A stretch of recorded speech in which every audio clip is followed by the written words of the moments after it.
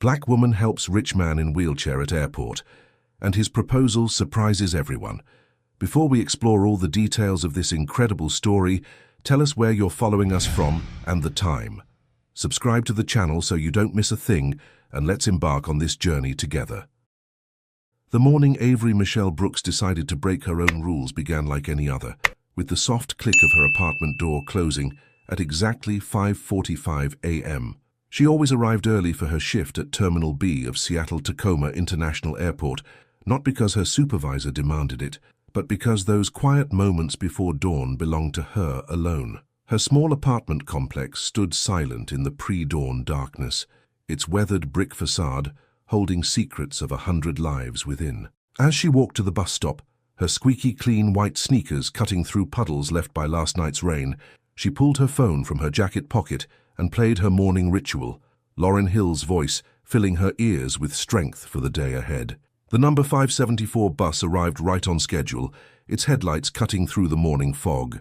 Avery claimed her usual spot by the window, pulled out one of her colorful notebooks, today's was sunshine yellow, and began her morning routine. Under the dim bus lights, she wrote in her neat, precise handwriting, October 15th, goals. Finish Chapter 7, accounting homework. Call Mom, it's been 3 days. Check on scholarship deadline. Buy more chamomile tea. Remember who you are.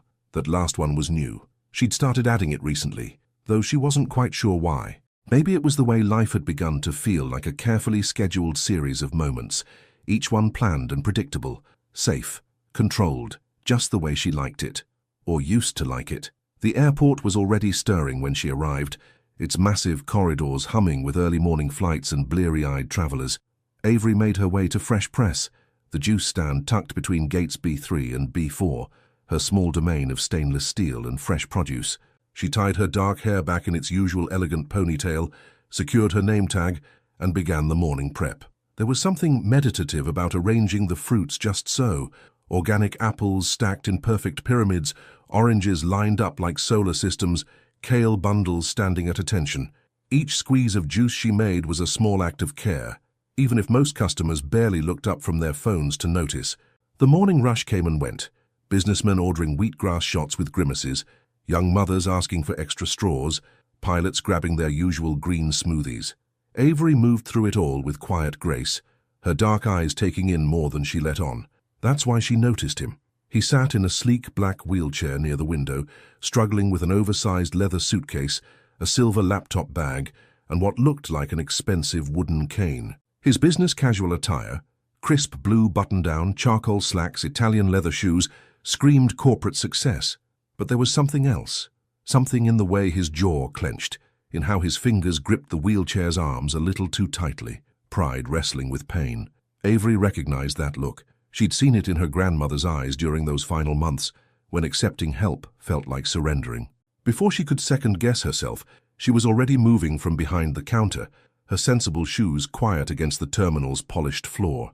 He looked up as she approached, and she caught the flash of guarded vulnerability in his blue-gray eyes before it disappeared behind a wall of practiced professionalism.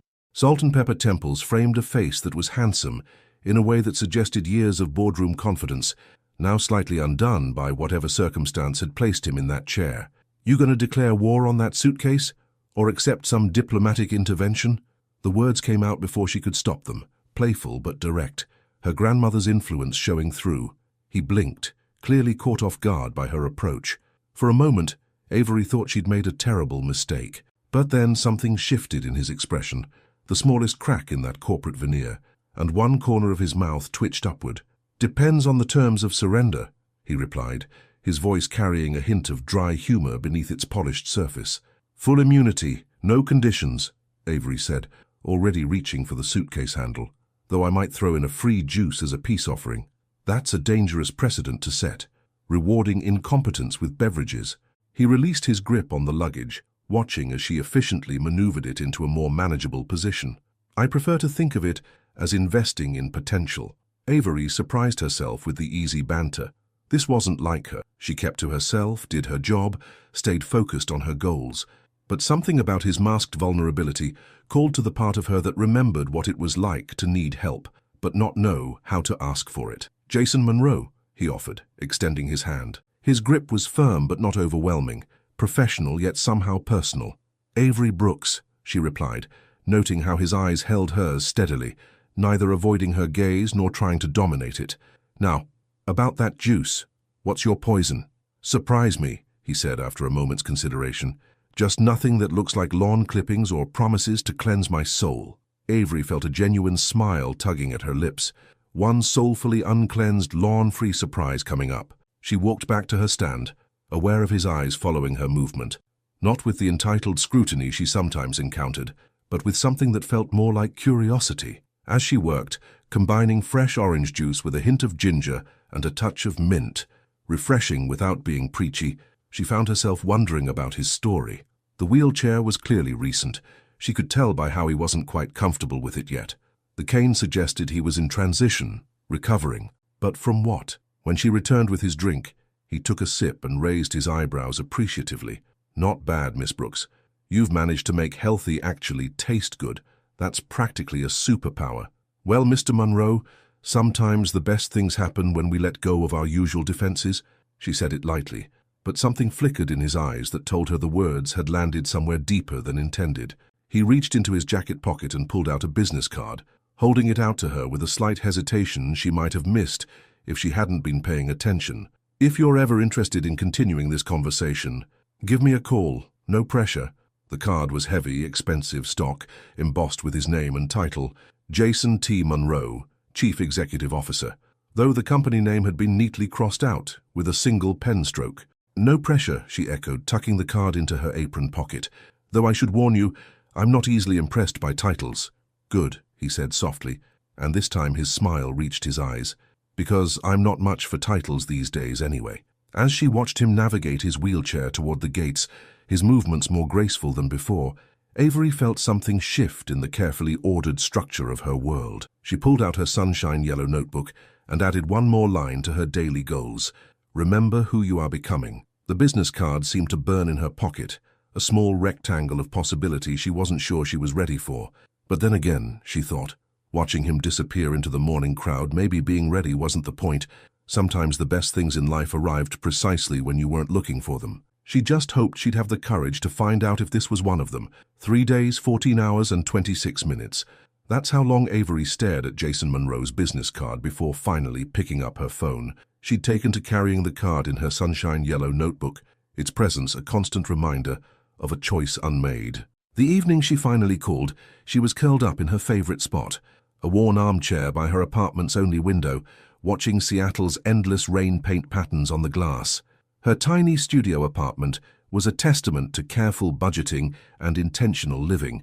Neat stacks of accounting textbooks on a second-hand desk, a small but immaculate kitchen area, and walls decorated with nothing but a single framed photo of her grandmother, smiling wide and fierce at the camera. Avery's fingers hovered over her phone's keypad, her reflection in the rain-streaked window looking back at her with quiet judgment. What was she doing? She had a plan. Finish her accounting degree, save enough for her own office, build something solid. Nowhere in that carefully constructed future was there room for whatever this might be. Her grandmother's voice echoed in her memory. "Baby girl, sometimes the best plans are the ones life makes for you."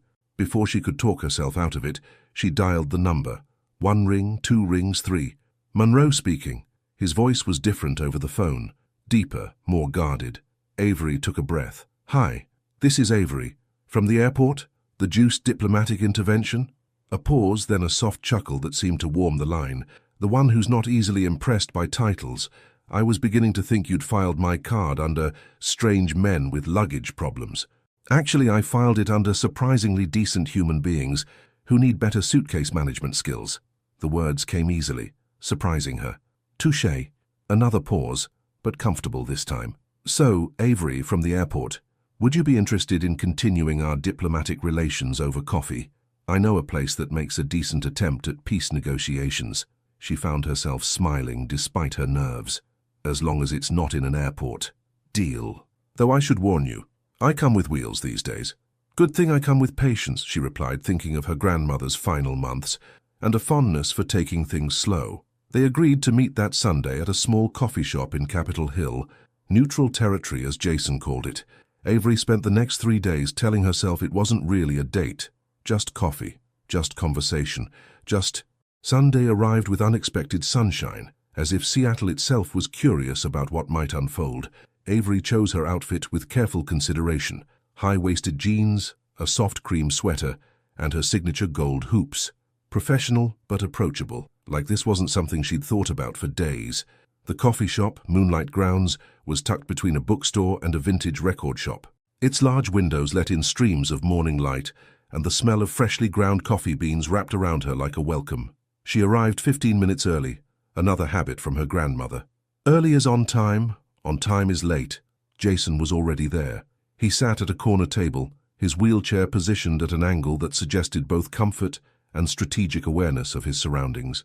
He wore a charcoal grey sweater that looked soft enough to sink into, and those silver threads at his temples caught the sunlight in a way that made Avery's heart do something unexpected. Their eyes met across the room, and for a moment, neither moved. Then he smiled. Not his polished corporate smile, but something more tentative, more real.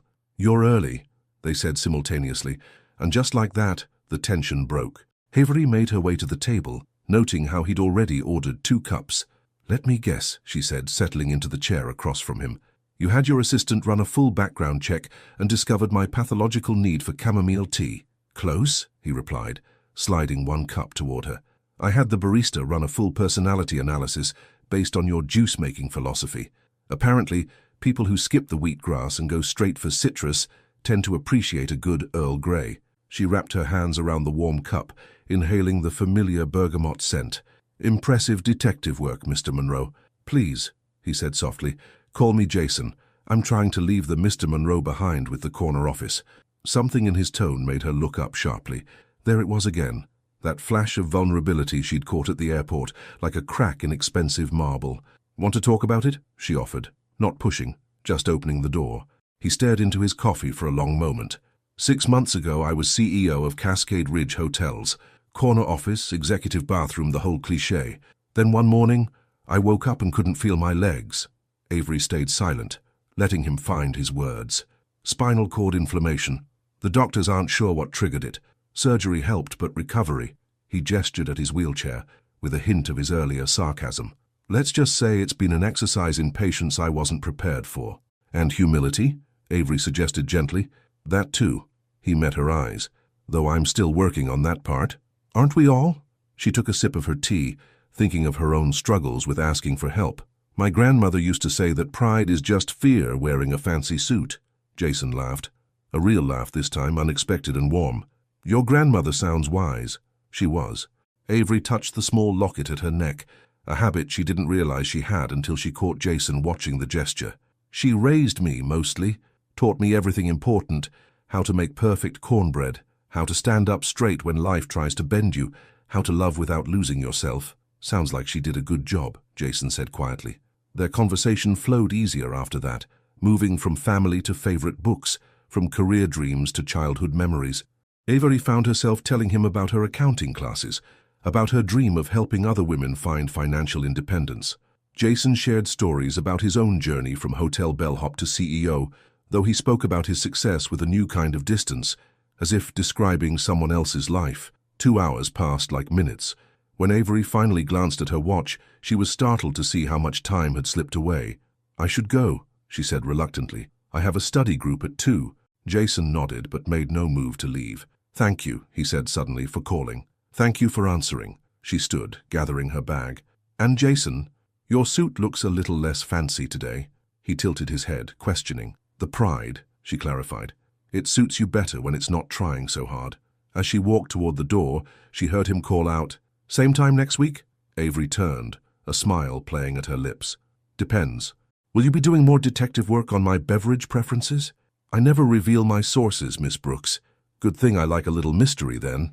Outside, the Seattle sunshine had given way to its usual gentle rain. Avery didn't mind. She walked to the bus stop with unhurried steps, letting the cool drops fall on her face.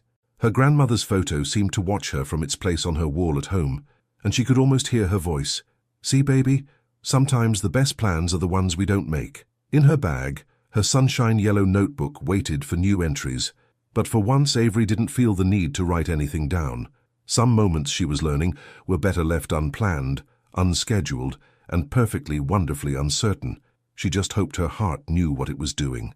The Seattle autumn had painted the city in shades of amber and gold when Avery's carefully structured world began to shift. 3 Sunday coffee meetings had turned into midweek text messages, which had evolved into long phone calls that stretched past midnight. Now, standing at her juice stand on a quiet Tuesday morning, she found herself smiling at a message on her phone, trying physical therapy without the wheelchair today. Either I'm brave or stupid, possibly both. She typed back, "Bravery usually looks like stupidity until it works." His response came quickly. "Speaking of brave acts of stupidity, dinner tonight? I know a place." Avery's heart did that strange flutter thing it had started doing lately. Their coffee meetings had felt safe, public, time-limited, casual. Dinner felt different. Dinner felt like crossing a line she wasn't sure she was ready to cross. Her fingers hovered over the phone. Before she could reply, a customer approached and she slipped the device into her apron pocket. As she prepared a complicated order of green smoothies for a group of flight attendants, her grandmother's voice echoed in her mind. "Fear and opportunity often wear the same dress, baby girl.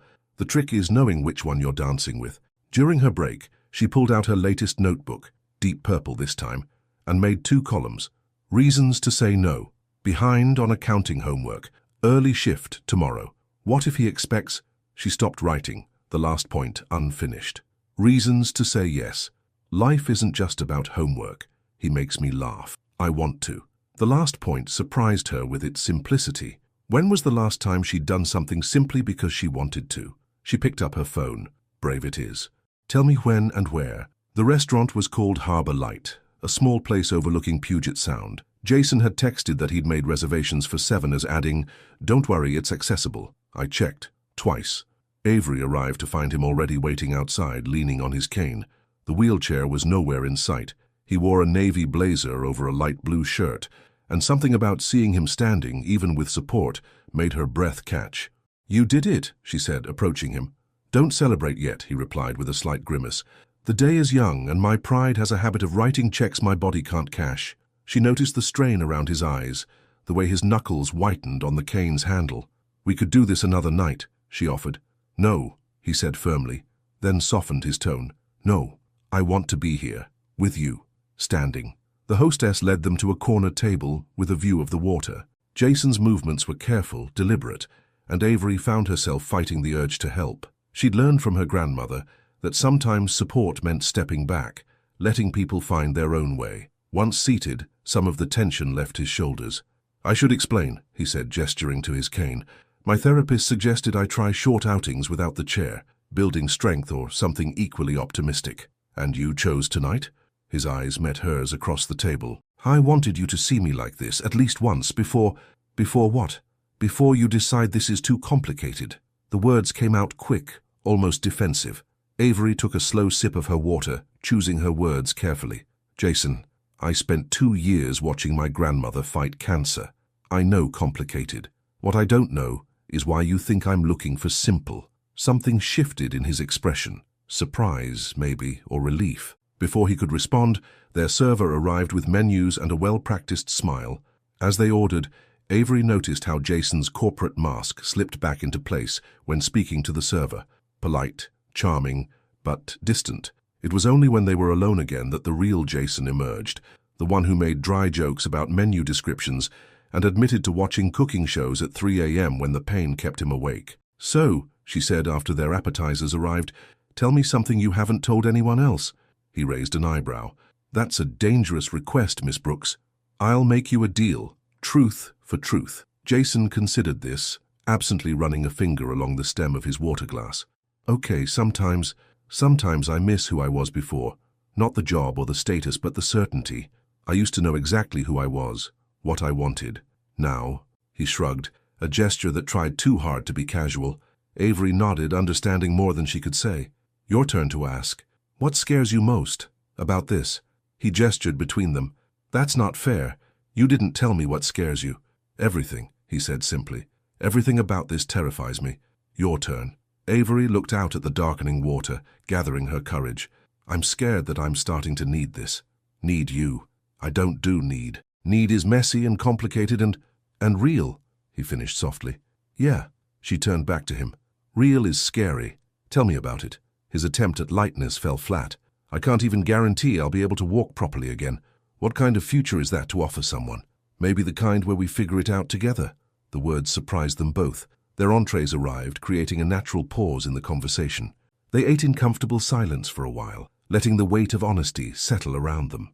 Outside, fairy lights blinked across the dark water like Morse code messages neither of them could decode. My grandmother, Avery said suddenly. She told me something once near the end. She said love isn't about being ready, it's about being willing. I didn't understand what she meant until... She stopped, realizing what she'd almost said, what she'd almost admitted to herself. Jason reached across the table, his hand finding hers. His palm was warm, slightly calloused, real in a way that made her heart race. Until... Before she could answer, a sharp spasm of pain crossed his face. He pulled his hand back, gripping the edge of the table. Jason? I'm fine, he said through clenched teeth. Just need a minute. But Avery could see the cost of his pride, the toll of trying to be who he used to be. Without a word, she signaled their server and asked for the check. You don't have to, he started. No, I don't. But I'm going to. Because sometimes being willing means knowing when to step back, and sometimes being brave means letting someone else be strong for you. In the taxi home, Jason was quiet, his cane resting against his leg. The pain medication he'd finally taken was starting to work, making his edges softer. I'm sorry, he said as they pulled up to his house, a modern structure overlooking the water. This wasn't how I wanted tonight to go. Avery touched his arm gently. Hey, real, remember? This is real. He turned to look at her, and in the dim light of the taxi she saw everything he couldn't say, the fear, the hope, the need that mirrored her own. Stay? He asked softly. Just stay and talk for a while. Avery thought of her early shift tomorrow, of her accounting homework waiting on her desk, of all the reasons she should say no. Instead, she paid the taxi driver and said, yes, because sometimes the bravest thing we can do is simply stay when everything in us wants to run. And sometimes love begins in the spaces between words, in the moments when we choose to be willing instead of ready. Jason's house was exactly what Avery had expected, and nothing like it at all. The architecture was sleek and modern, all clean lines and massive windows, every inch the successful CEO's waterfront retreat. But in the soft darkness of late evening, she could see the signs of a life in transition. A wheelchair folded in the corner, medical supplies discreetly tucked behind designer furniture, a collection of throw pillows that looked suspiciously therapeutic rather than decorative. Sorry about the mess, Jason said as he carefully maneuvered through the door, still relying heavily on his cane. Despite the pain medication, each step was measured, intentional. Avery glanced around the immaculate space and smiled. If this is your definition of mess, we need to have a serious conversation about standards. He laughed softly, but she caught the slight tremor in his hands as he lowered himself onto the oversized leather couch. Without asking, she grabbed one of the therapeutic pillows and placed it behind his lower back. His surprise at her intuitive understanding flickered across his face before settling into gratitude. You're good at that, he said quietly. At what? Helping without making it feel like help. Avery settled into an adjacent armchair, tucking her legs beneath her. Years of practice. My grandmother was the proudest woman I knew. Had to get creative about caring for her. The house creaked gently in the evening wind, waves from the sound providing a distant rhythm to their conversation. Through the floor-to-ceiling windows, Seattle's lights sparkled like earthbound stars. Tell me about her, Jason said, his voice soft with genuine interest. Your grandmother. You mention her often, but always in pieces. Avery touched her locket, her grandmother's last gift, and considered where to begin. Her name was Dorothy, but everyone called her Dot. She could make a feast from an empty kitchen, quote Maya Angelou from memory, and had absolutely no patience for self-pity. A smile tugged at her lips. She would have liked you. Yeah. She appreciated people who fought their battles with grace. Jason's hand tightened on his cane, not feeling very graceful these days. Grace isn't about perfection, Avery said, remembering her grandmother's words. It's about getting back up when life knocks you down, even if getting up means using a cane. Silence settled between them, comfortable and warm. Jason shifted on the couch, wincing slightly, and Avery noticed the time, nearly midnight. I should go, she said, but made no move to leave. Stay, he said again, then quickly added, just to talk. I sleep better when I'm not alone with my thoughts. The vulnerability in his admission touched something deep in Avery's chest. She recognized the cost of such honesty from a man who'd built his life on appearing invulnerable. "Okay," she said simply, "but I need tea. Kitchen's through there. Chamomile's in the cabinet above the sink. I may have stocked up recently." Avery's heart did that flutter thing again. He'd remembered. Such a small detail, but it spoke volumes. In his kitchen, all stainless steel and marble countertops, she found not just chamomile tea, but her specific brand. As she waited for the water to boil, she studied the space.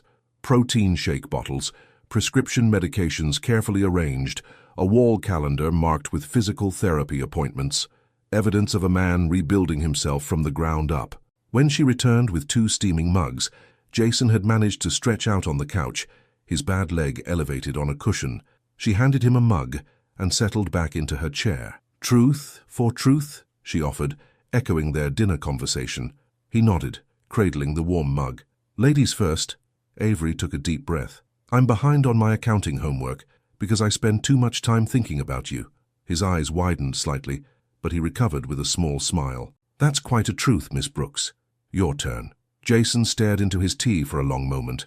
"I fired my home health aide last week. She was perfectly competent, but I couldn't stand the way she looked at me, like I was a project to be managed rather than a person to be understood."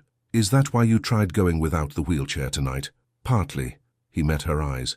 "Mostly, I wanted to feel normal, to pretend just for one evening that I could offer you a regular date with a regular guy." "Jason," Avery set her mug down and moved to perch on the edge of the couch near his feet. "I don't want regular. I want real. Real is messy," he reminded her, echoing her words from dinner. "Good thing I'm not afraid of mess." She smiled. "Well, emotional mess. My apartment is actually very tidy." That earned her a genuine laugh. "I never would have guessed Miss Color-Coded Notebooks." "Hey, organization is a love language. Is that what this is?" he asked softly. "Love?" The question hung in the air between them, delicate as spun glass. Avery felt her heart racing, but before she could respond, a spasm seized Jason's leg. He grimaced, trying to sit up. "Here," she said, moving to help him adjust. Her hands were steady as she repositioned the pillow under his leg, professional and practiced, from her years of caring for her grandmother. But when she looked up, their faces were inches apart. Time seemed to suspend itself. She could see the flecks of gray in his blue eyes, the slight stubble on his jaw, the way his breath caught when she didn't pull away. "Avery," he whispered, her name a question and an answer all at once. She closed the distance between them, pressing her lips to his with gentle certainty. The kiss was soft, careful, full of everything they hadn't said yet. His hand came up to cup her cheek, and she felt the slight tremor in his fingers, but it only made the moment more real. When they finally parted, Jason rested his forehead against hers. "I'm terrified," he admitted. "Of what? Of not being enough, of being too much, of needing you more than I should." Avery pulled back just enough to meet his eyes. "My grandmother used to say that the best things in life should terrify us a little. Means we're growing." He smiled, tucking a strand of hair behind her ear. "Your grandmother was a wise woman." "She was." Avery settled beside him on the couch, careful of his leg. "She also said that sometimes love looks like staying up too late drinking tea with someone who makes your heart race." "Is that what this is?" he asked again, but this time the question held no fear. Avery laced her fingers through his. "Maybe. Or maybe it's just the beginning of finding out." Outside, the sound continued its eternal conversation with the shore. Inside, 2 people who had stopped believing in simple answers found comfort in complicated truths. And somewhere, Avery thought, her grandmother was smiling. Because sometimes love doesn't announce itself with fanfare. Sometimes it comes quietly, in shared mugs of chamomile tea and gentle kisses that taste like possibility. Sometimes it's found in the hours we borrow from tomorrow, staying up too late, talking too much, feeling too deeply. And sometimes, just sometimes, that's exactly enough. Avery woke to sunlight streaming through unfamiliar windows and the gentle sound of waves. For a moment she was disoriented. This wasn't her small apartment with its worn armchair and carefully organized desk. Then memory flooded back. Chamomile tea, honest conversations, that kiss. She had fallen asleep on Jason's couch, her head resting on his shoulder, their fingers intertwined. Now a soft blanket was draped over her, but Jason was gone. The sound of movement from the kitchen drew her attention. Please tell me you're not trying to cook, she called out, her voice still rough with sleep. I'm a CEO, not completely helpless, came his reply, followed by what sounded suspiciously like a pot clattering to the floor. Though I may have overestimated my ability to manage crutches and coffee simultaneously. Avery was on her feet instantly, smoothing her wrinkled clothes and running a hand through her hair. In the kitchen, she found Jason balancing precariously on crutches. No cane this morning, attempting to manage a French press with one hand. The wheelchair would make this easier, she observed carefully. Probably. His jaw tightened. But I need to learn to do things without it. Need to or want to? He met her eyes then, and she saw the struggle there, pride wrestling with practicality, desire for independence battling against physical reality. Both. Neither. I don't know anymore. Avery moved to the coffee maker, gently taking over. Let me help with breakfast. Then we can talk about the difference between pushing limits and pushing luck. Is this where you tell me I'm being stubborn? No, she said, measuring coffee grounds with practiced precision. This is where I tell you I have exactly 47 minutes before I need to leave for work, and I'd rather spend them doing something other than watching you fight with kitchen appliances. That earned her a reluctant smile. Has anyone ever told you you're annoyingly practical? Says the man trying to make coffee on crutches. He conceded defeat, allowing her to help him to a kitchen stool. As she moved around his kitchen, preparing coffee and finding bread for toast, Avery was struck by how domestic this felt, and how that thought both thrilled and terrified her. About last night, Jason began, his voice careful. Avery's hands stilled on the coffee press. Having regrets? Only about letting you sleep on the couch. You deserved better than that. She turned to face him, leaning against the counter. I didn't exactly plan to fall asleep. No, but I'm glad you did. His voice softened. Waking up and seeing you there, it felt right. Terrifying, but right. Terrifying seems to be our theme, Avery said, pouring coffee into 2 mugs she found in his cabinet. Each one probably cost more than her entire set at home. Avery, something in his tone made her look up. I need you to understand something.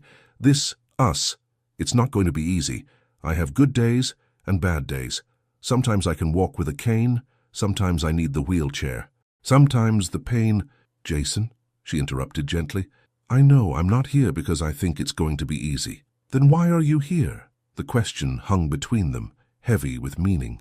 Avery thought about her grandmother, about all the times she'd helped her in and out of bed through good days and bad, about how love wasn't about convenience. Because when I'm with you, I feel like I'm exactly where I'm supposed to be. She handed him his coffee. Even if where I'm supposed to be is making breakfast for a stubborn ex-CEO who thinks crutches are optional kitchen accessories. He took a sip of coffee, hiding a smile. You know, most women would run from this kind of complicated. Good thing I'm not most women. She checked her phone and grimaced. Though I am going to be late for work if I don't leave soon. I could call you in sick, he offered, only half joking. I still have some corporate influence. Tempting, but I have responsibilities. Unlike some retired executives I know. Temporary medical leave, he corrected. And speaking of responsibilities, he hesitated. I have a doctor's appointment this afternoon. They're going to discuss next steps, treatment options. Avery heard what he wasn't saying. Would you like company? Relief flickered across his face. You don't have to. I know. She stepped closer, running her hand along his jaw. But I want to. I can swap shifts with Mackenzie. She owes me for covering her Valentine's Day. It might be a long appointment, and not particularly pleasant. Good thing I'm particularly patient. She kissed him softly, tasting coffee and possibility. Text me the details, I'll meet you there. As she gathered her things to leave, Jason caught her hand. Hey, thank you, for staying, for understanding, for everything. Thank me after you survived today's lecture about proper crutch usage. But as she walked to the bus stop in the crisp morning air, Avery felt her own anxiety creeping in. This was moving fast, faster than her carefully planned life usually allowed. She pulled out her purple notebook, flipping to a fresh page. Things I know. I'm falling for him. It's complicated. I'm terrified. I'm staying anyway. The bus arrived right on schedule, just like always. But for the first time in years, Avery's perfectly structured world felt wonderfully, terrifyingly off balance. At work, she moved through her morning routine on autopilot, her mind wandering to the afternoon ahead. Between customers, she texted her mother, Remember when you told me I'd know love when it scared me more than being alone? I think I understand now. Her mother's response came quickly. "Baby girl, the best love stories aren't about feeling safe, they're about feeling brave." As she prepared another orange juice, Avery thought about bravery. About Jason fighting with his coffee maker rather than admit he needed help.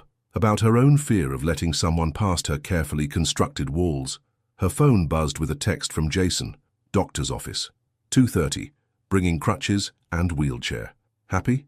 She smiled, typing back. Progress. Though I noticed you didn't mention the cane. Baby steps, Miss Brooks. Some of us are still learning to walk here. The joke about his condition, the first he'd made, felt like a tiny victory. Maybe they were both learning to be brave in their own ways. Another customer approached, and Avery slipped her phone away. But her heart felt lighter, despite the uncertainty ahead, because maybe her mother was right. Maybe love wasn't about feeling safe. Maybe it was about finding someone worth being brave for, even if that someone was a stubborn ex-CEO who thought he could make coffee on crutches. The waiting room at Seattle Neurological Associates was designed to be soothing, with its muted blue walls and soft instrumental music. But Avery could feel the tension radiating from Jason as they sat side by side, waiting for his name to be called. True to his word, he'd brought both the wheelchair and crutches, though the latter remained stubbornly unused, propped against the wall beside them. She watched him scroll through emails on his phone, his CEO mask firmly in place. To anyone else, he might have looked perfectly calm, but Avery had learned to read the subtle signs, the slight twitch in his jaw, the way his fingers drummed silently against his thigh, the too-perfect posture that spoke of contained anxiety. "Want to hear something funny?" she asked, breaking his spiral of pretend productivity. He looked up, grateful for the distraction. "Always. This morning a businessman ordered our most expensive juice blend, then spent 5 minutes explaining to me why CEOs deserve their high salaries." She nudged his shoulder gently. "Reminded me of someone I know. Former CEO," he corrected, but she caught his slight smile. "And I hope I was never that condescending." "No, you just tried to make coffee on crutches instead." Before he could reply, a nurse appeared in the doorway. "Mr. Munro?" Jason's hand found Avery's, squeezing briefly before he released it to maneuver his wheelchair forward. She followed, noting how the medical staff addressed him directly, not her, a small respect she knew he appreciated. The examination room was bright and clinical, with charts of the human spine on the walls and a large window overlooking downtown Seattle. Dr. Richardson, a woman in her 50s with silver-streaked hair and kind eyes, entered with a tablet in hand. "Jason," she greeted warmly, then noticed Avery. "And you brought support today, that's new." "This is Avery," Jason said, and something in the way he spoke her name made Dr. Richardson's eyebrows rise slightly. "Nice to meet you, Avery. I'm glad you're here. Support systems are crucial in recovery." The doctor settled onto her stool, pulling up Jason's charts. "Speaking of recovery, let's talk about your progress." What followed was a detailed discussion of nerve regeneration rates, inflammation markers, and physical therapy milestones.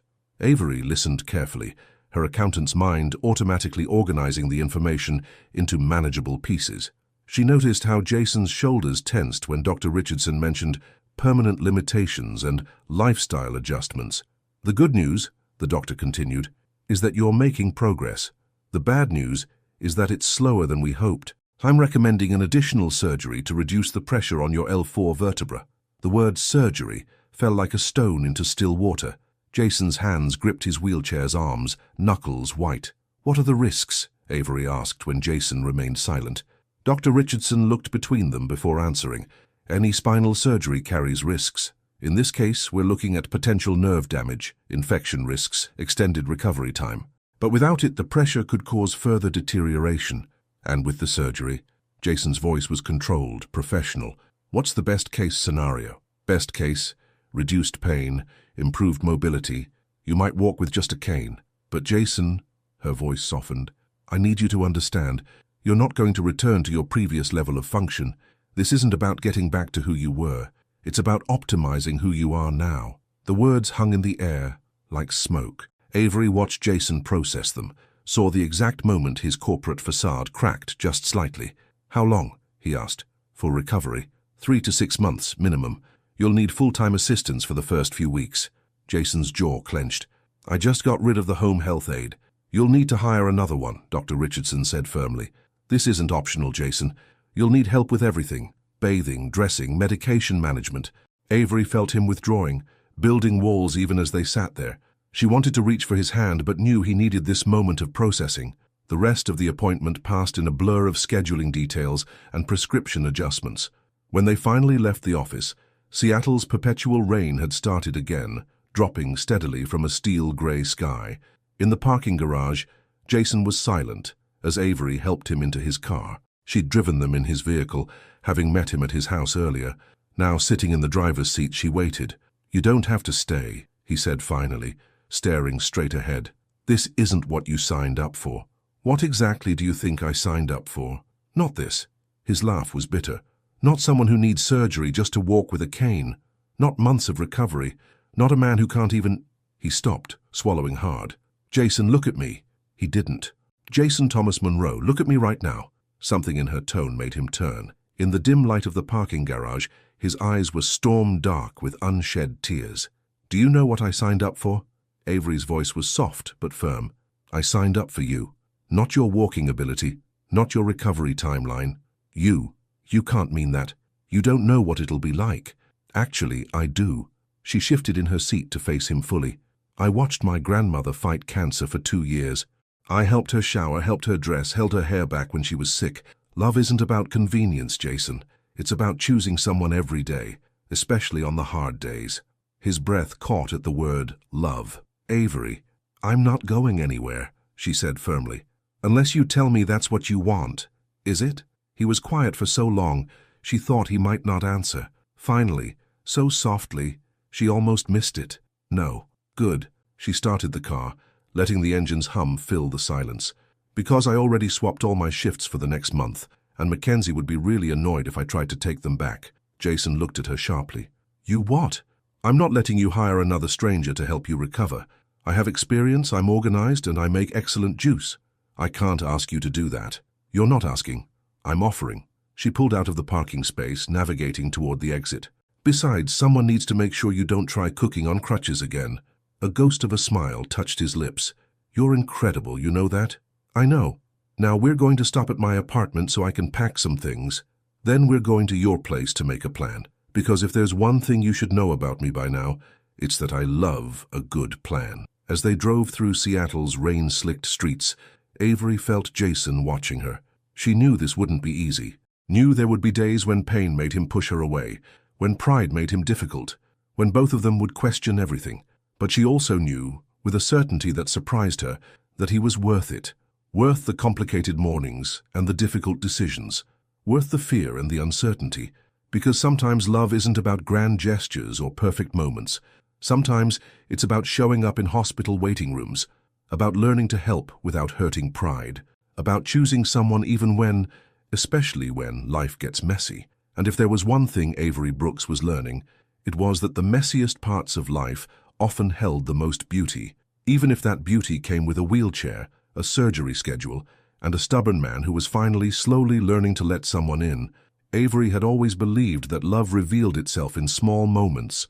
In her first week living at Jason's house, she learned just how true that was. Love was in the way she arranged his medications in perfect rows, color-coded by time of day, in how he insisted on having her favorite tea stocked in the kitchen, even on days when he could barely get out of bed, in the silent understanding that passed between them when pride and pain collided. But love, she was learning, could also be frustrating as hell. "Jason," she called from the kitchen, where she was preparing his morning medication. "Your physical therapist will be here in 20 minutes. Do you need help getting ready?" "I've got it," came his reply, followed by a muffled thud and what sounded suspiciously like cursing. Avery counted to 10 slowly, remembering her grandmother's lessons about patience. The past week had been a dance of learning boundaries. When to help, when to step back, when to push, when to pretend she hadn't heard him struggling. She finished arranging his pills and moved to the living room, where she found him attempting to change his shirt, his movements stiff and painful. Yesterday had been a bad day, the pain keeping him in bed most of the afternoon. Today, he seemed determined to make up for it by pushing himself twice as hard. "The surgery is in 3 days, she reminded him gently. "Maybe save the acrobatics for after recovery." Jason shot her a look that was part frustration, part embarrassment.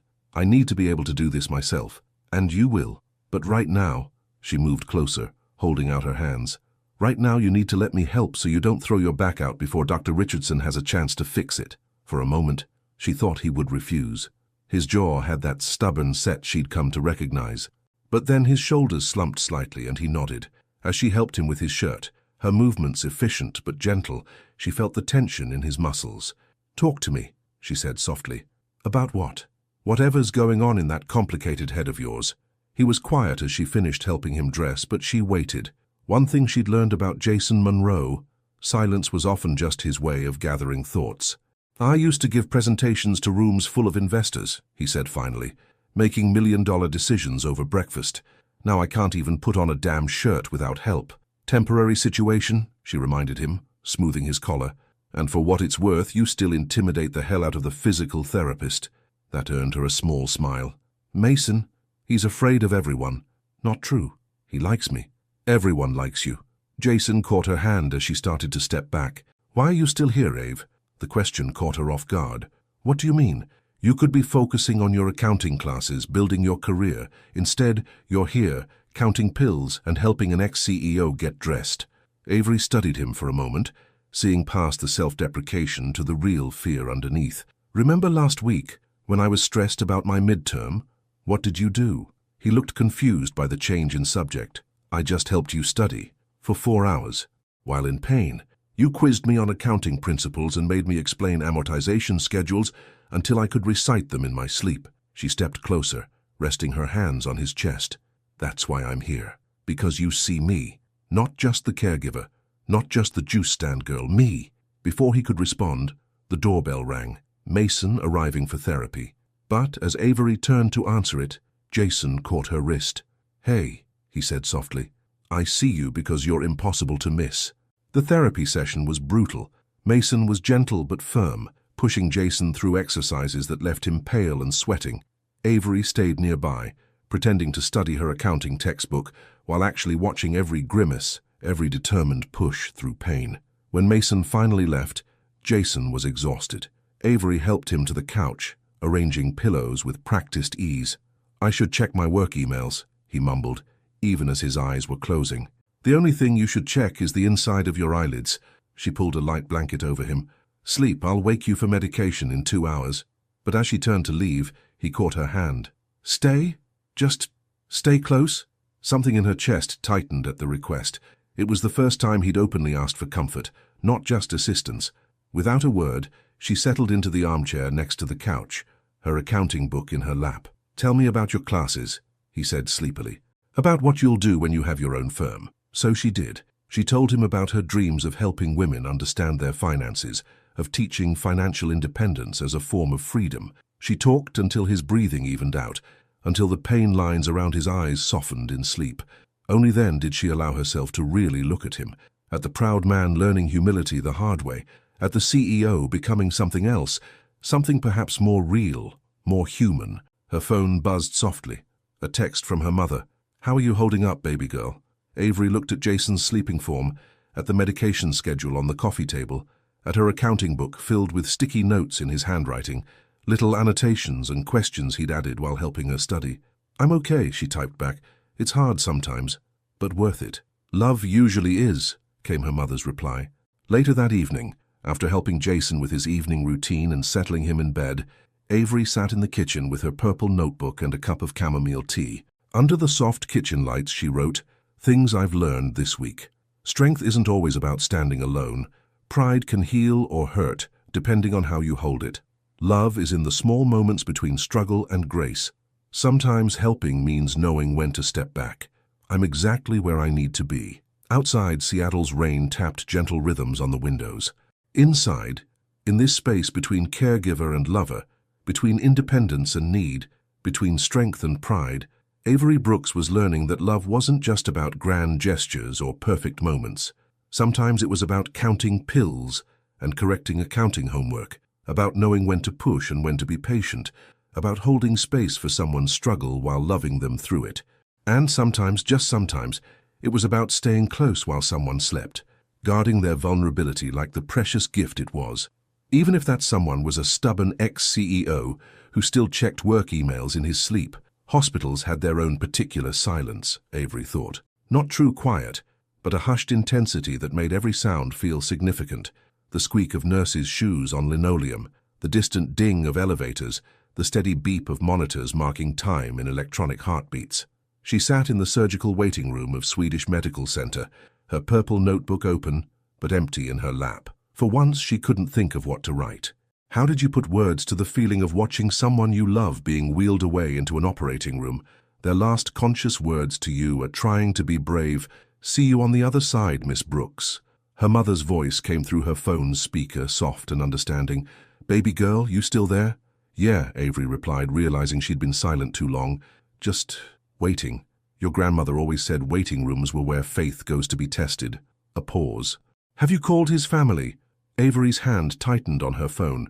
"He doesn't want them here. Says he doesn't need his parents hovering or his sister's pity." She didn't mention the real reason, that Jason couldn't bear the thought of his family seeing him this vulnerable, this human. And his ex-wife? "Mom, I'm just asking, baby. These situations can complicate things."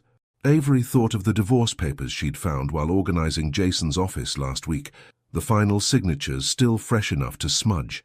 Another piece of his old life falling away, just as his new one hung in the balance. "Catherine's in Europe," she said finally. "Besides, they're really done. Have been for a while, according to Jason. The surgery just sped up the paperwork." A nurse approached with a clipboard and a practiced smile. "Ms. Brooks, we need a few more signatures for Mr. Monroe's file. Mom, I have to go. I'll call you when he's out." "I'll be praying, baby, and Avery, remember to breathe." After handling the paperwork, her signature now legally authorized to make decisions thanks to papers Jason had insisted on filing last week, Avery found herself pacing the waiting room, 4 hours into what could be a 6-hour surgery, and time seemed to move like cold honey. Her phone buzzed, a text from Mackenzie at the juice stand. "How's our favorite grumpy CEO doing?" Despite her anxiety, Avery smiled. Her co-workers had adopted Jason as a sort of mascot after he'd started visiting her at work, his dry humor and hidden kindness winning them over, despite his occasional corporate brusqueness. "Still in surgery. And he'd remind you he's an ex-CEO. Details. Want me to bring you decent coffee? Hospital brew is basically brown sadness."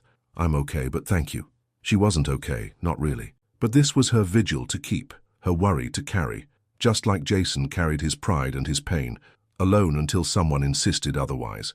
The surgery update board changed. "Monroe, J., in recovery." Avery's heart jumped. 20 minutes later, Dr. Richardson appeared, still in surgical scrubs but smiling. "It went well," she said before Avery could ask.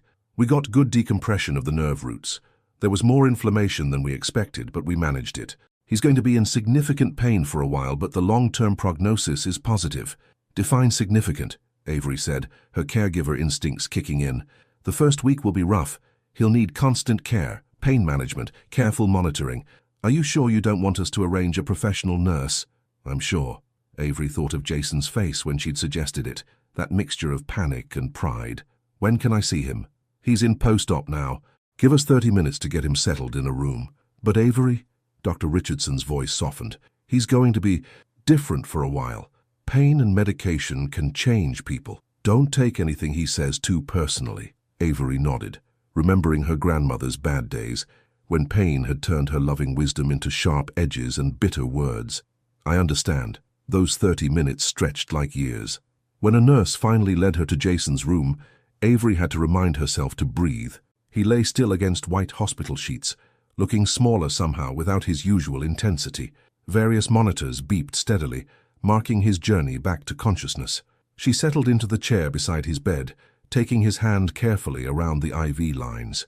His skin was cool, and she rubbed gentle circles with her thumb, the way she'd seen him do when his fingers got stiff from nerve pain. Slowly, his eyes fluttered open, unfocused at first, then finding her face. "Hey there, Mr. Monroe," she said softly. He blinked slowly, fighting through layers of anesthesia. When he finally spoke, his voice was rough. "Did you organize my surgery into color-coded sections?" A laugh caught in Avery's throat, coming out somewhere between a chuckle and a sob. "Not this time, but I did alphabetize your get-well cards." "Liar," he mumbled. "Haven't told anyone." "True, but I would have if you had." His fingers tightened slightly around hers, the smallest gesture, but it meant everything. Then his face contorted in pain, and the real work began. The next 12 hours were a blur of medication timing, nurse check-ins, and careful position adjustments. Jason drifted in and out of consciousness, sometimes clear and present, sometimes lost in a haze of pain and painkillers. During one lucid moment, as Avery helped him take small sips of water, he looked at her with unusual intensity. "You should go home," he said. "Get some rest." "I am home." The words came naturally, surprising them both.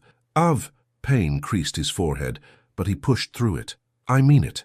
I can't be good company right now. Good thing I didn't fall in love with you for your conversational skills." She adjusted his pillows with practiced ease. "Though your sarcasm was a bonus." "Love." His voice was small, almost afraid. "Yes, you brilliant, stubborn man. Love." She smoothed his hair back from his forehead. "Now stop talking and rest. We can discuss your emotional unavailability when you're not on quite so many narcotics." A ghost of his usual smirk touched his lips. "Bossy. You have no idea." As night settled over Seattle, painting the hospital windows in city lights and stars, Avery maintained her vigil. She dozed occasionally in the uncomfortable chair, one hand always touching Jason's arm or hand, a reminder that he wasn't alone. During one quiet moment, when pain medication had granted him peaceful sleep, she finally opened her purple notebook and wrote, "Things pain can't touch. The way he checks my accounting work, even when exhausted. How he remembers exactly how I take my tea. The strength it takes to let someone see you weak. The sound of his laugh when he forgets to be careful. This feeling that fills my chest when he's near. The certainty that this is exactly where I belong." Outside the hospital windows, Seattle continued its eternal dance of lights and shadows. Inside room 412, between beeping monitors and whispered nurse checks, love did what it did best. It stayed. Because sometimes love isn't about grand gestures or perfect moments. Sometimes it's about holding someone's hand through pain, about watching them sleep in hospital light, about being there when they wake. Again and again, each time a little stronger, a little more themselves. Even if that someone is a stubbornly independent ex-CEO who tries to organize his own recovery schedule while still under anesthesia. 2 weeks after surgery, Avery was learning that recovery wasn't a straight line. It was more like a tangle of Christmas lights, moments of brightness mixed with knots of frustration, all wrapped in a mess of emotions neither of them quite knew how to untangle. That particular morning started with promise. Jason had managed to sleep for 4 hours straight, the longest stretch since coming home from the hospital. Avery had just finished organizing his morning medications when she heard it, the unmistakable sound of someone trying to get out of bed without help. She was moving before she could think, reaching the bedroom just as Jason's legs buckled. Only her quick reaction and his death grip on the bedpost kept him from hitting the floor. "What?" she said, carefully helping him back to the bed. "Do you think you're doing?"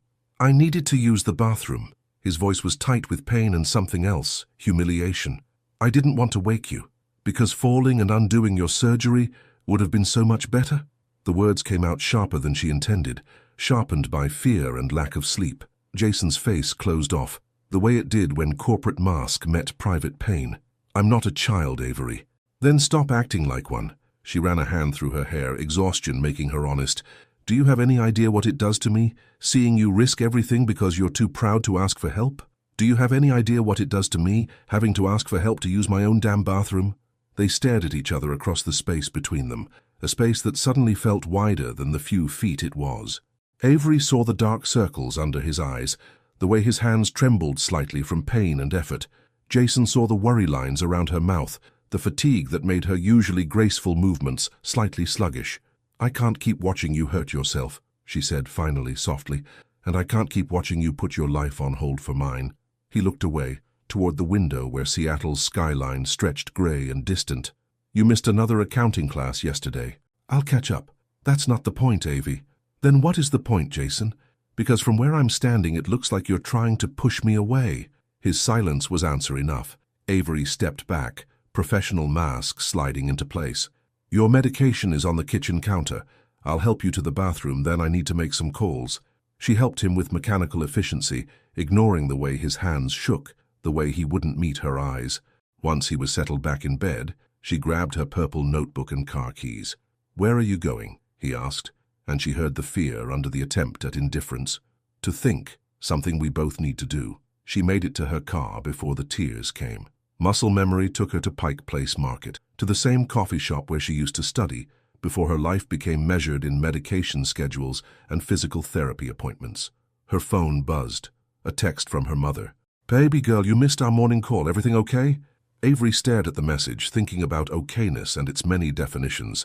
Finally, she hit dial. "He's pushing me away," she said when her mother answered. "Mm-hmm." Her mother's hum was knowing. "And are you letting him?" "I don't know." Avery watched steam rise from her untouched coffee. "Maybe he's right. Maybe this is too much. I am missing classes, falling behind." "Let me tell you something about your grandmother," her mother interrupted. "When Daddy got sick, everyone told her to put him in a home, said she was sacrificing too much, putting her life on hold. You know what she told them?" "What?" "She said, life isn't what happens when everything's easy. Life is what happens in the spaces between what we want and what we get."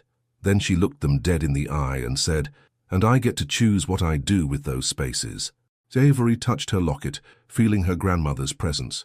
"I miss her. I know, baby.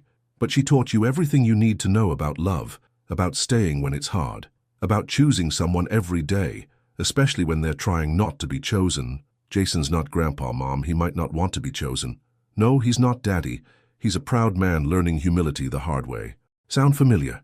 Avery thought about her grandmother's early days with cancer, how she'd raged against needing help, against being seen as weak, how love had meant standing firm in the face of that rage, holding space for the fear beneath it. "I should get back," she said finally. "His next medication is due soon." "Avery?" Her mother's voice softened. "Remember what Mama always said about pride. It's just fear wearing a fancy suit. And what do we do with fear?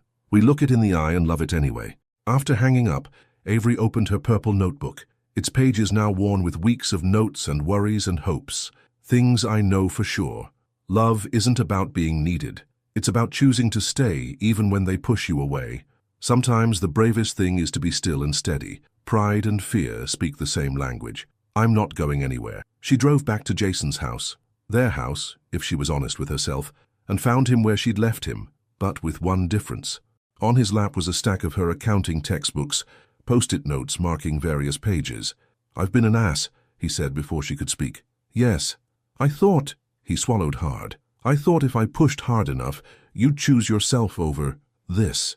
He gestured to himself, to the medical equipment, to the evidence of dependency he still couldn't fully accept. Avery set her keys down and perched on the edge of the bed. "Here's the thing about choices, Jason. They're mine to make. And I choose this, I choose you. Even when you're being impossible, even when you try to make my choices for me. Why? Because I love you, you impossible man.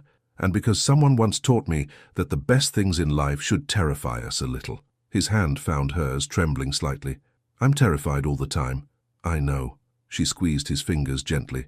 "But here's the good news. You don't have to be terrified alone." "I don't know how to do this," he admitted. "How to be less than I was." "You're not less, you're different, we're different, and maybe that's okay." He tugged her closer, until she was sitting beside him, her head resting on his shoulder. "I love you," he said quietly, "even when I'm terrible at showing it. Good thing I'm excellent at reading between the lines."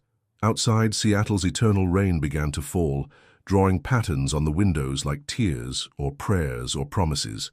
Inside, in the space between pride and surrender, between fear and love, two people held onto each other, choosing again what they'd chosen every day since that first meeting in an airport terminal. Because sometimes love isn't about grand gestures or perfect moments. Sometimes it's about staying when everything says run, about loving someone through their worst fears, their deepest pride, their hardest battles. Even if that someone is a stubborn ex-CEO who's finally slowly learning that needing help doesn't make you weak, it just makes you human. 3 months after surgery, on a rare sunny Seattle morning, Avery woke to an empty bed and the sound of quiet cursing from the kitchen. She lay still for a moment, listening to the familiar cadence of Jason's movements, the soft tap of his cane, the careful shuffle of feet still learning new rhythms, the gentle domestic symphony of someone trying very hard to be quiet and mostly failing. The scent of coffee and something burning drifted through the air. "Please don't be trying to cook," she muttered, sliding out of bed. She grabbed her robe, hanging next to his on the door, one of the many small ways their lives had intertwined, and padded toward the kitchen. She found Jason standing at the stove, leaning on his cane, attempting to salvage what looked like severely overdone pancakes. Her heart did that familiar flutter at the sight of him in sleep pants and a soft grey t-shirt, his hair still mussed from sleep. 3 months of recovery had changed him. He was leaner, but there was a new strength in how he held himself, an earned confidence different from his old corporate armor. "You know," she said, making him jump slightly, "when I said you were getting stronger, I didn't mean you should immediately try to burn down the kitchen." He turned, and something in his expression made her pause. There was a nervousness there, an intensity that didn't match burnt breakfast. "I wanted to make you breakfast in bed," he admitted, though I'm beginning to suspect that might have been slightly ambitious. "Slightly?" She moved to turn off the stove before the smoke detector got any ideas. "What's the occasion?"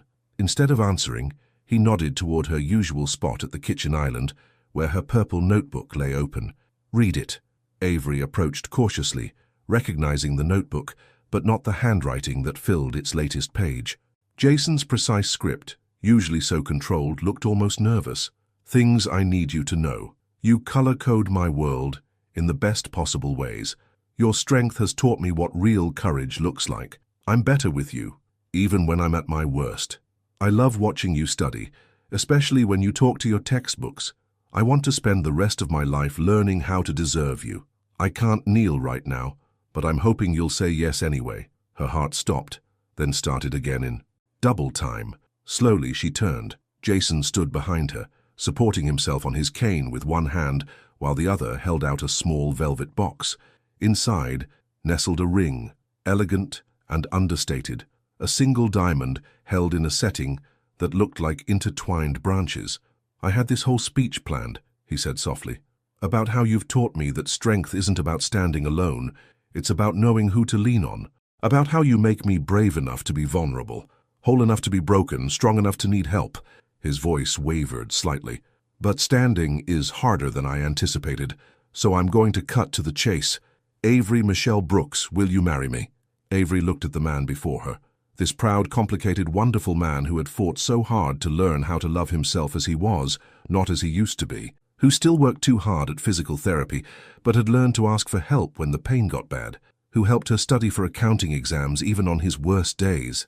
"You know," she said, voice thick with emotion, "most people just make reservations at a nice restaurant.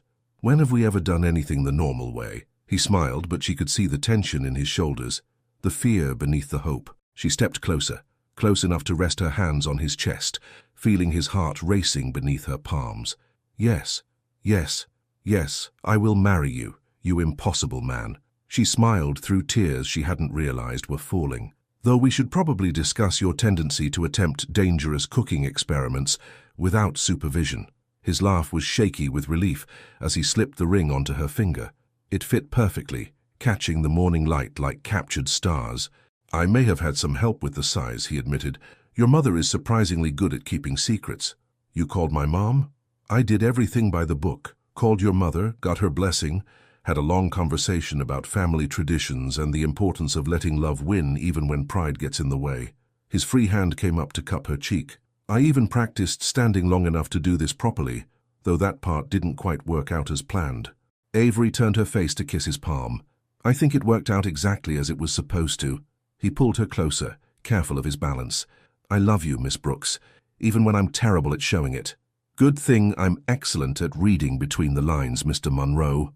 Their kiss tasted like coffee and burnt pancakes and promises. When they finally parted, Jason rested his forehead against hers.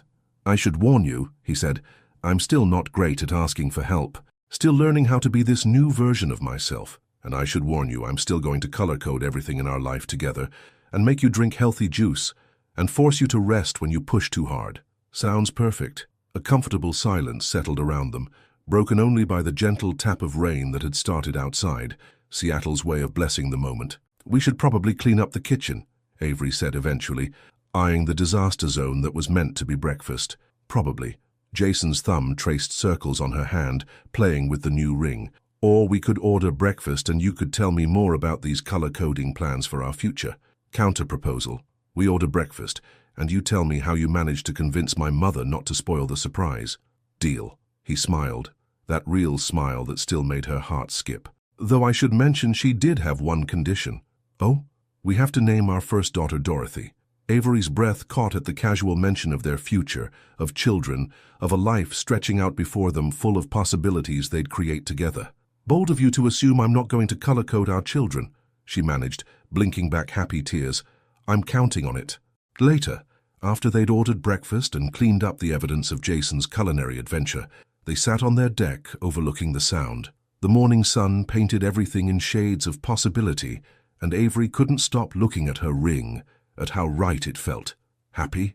Jason asked softly, his hand finding hers. She thought about their journey, from a chance meeting in an airport to this moment, about all the struggles and triumphs, the hard days and the beautiful ones, about how love wasn't just about perfect moments, but about choosing someone every day, especially on the imperfect ones. Perfect, she said, and meant it, because sometimes love isn't about grand gestures or flawless execution. Sometimes it's about burnt pancakes and morning light, about learning to need and be needed, about building a life in the spaces between who we were and who we're becoming. Even if that life includes a stubborn ex-CEO who still can't cook, but has finally beautifully learned how to love without limits. 1 year later, the small accounting office in downtown Seattle wasn't what most people would call remarkable, but to Avery Monroe Brooks, the modest space with its neat desk and color-coded filing system was everything she'd dreamed of. The sign on the door read, Brooks Financial Services, empowering women through financial independence, and below it, in smaller letters, by appointment only. She sat at her desk, adding final notes to a client's file, when a familiar tap of a cane made her look up. Jason stood in the doorway, leaning more for show than necessity these days. A year of determined physical therapy had yielded results that surprised even Dr. Richardson. While he would never return to his pre-surgery mobility, he had found a new way of moving through the world. Slower, perhaps, but with a grace that spoke of hard-won self-acceptance. Ready for lunch, Mrs. Monroe Brooks? He smiled, using her new name with the same quiet joy he had since their small, intimate wedding 3 months ago. Almost. She closed the file, noting how her grandmother's locket now shared space with her wedding ring. 2 circles of love connecting past to present. Just finishing up with Maria's account. She's finally leaving her toxic marriage, and I wanted to make sure her financial plan is solid. Jason's expression softened with understanding. Another life changed by the Brooks effect. By financial education, she corrected, but smiled, though I did use your negotiation tactics when helping her with the divorce settlement.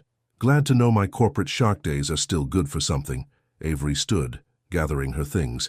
The office walls held 2 framed photos, one of her grandmother smiling fierce and proud, the other from their wedding day. In it, they were caught in a moment of pure joy. Jason standing tall with minimal support, Avery laughing at something he'd whispered in her ear, both of them radiant with a love that had grown stronger through every challenge. Speaking of corporate days, she said, locking up, how was the consulting call? After months of recovery and reflection, Jason had found a new purpose. Instead of running hotels, he now advised companies on inclusive workplace policies, particularly regarding employees with disabilities. His personal experience had transformed into a mission to change corporate culture from within.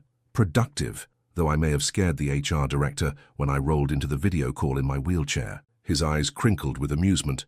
Apparently they expected the former CEO to be more traditionally executive. Did you give them your accessibility is profitability speech? Of course. Right after showing them the statistics you helped me compile. They made their way to their favorite cafe, the same one where they'd had their first real date. The staff knew them now, had watched their story unfold in weekly visits and quiet conversations. Your usual table's ready, the hostess said with a warm smile, leading them to their corner spot. As they settled in, Avery noticed Jason watching her with an intensity that usually meant he was working up to something. What? She asked, recognizing his expression. I had an interesting call with your mother this morning. Avery's heart did a familiar flutter. Oh? She reminded me that we promised to name our first daughter Dorothy.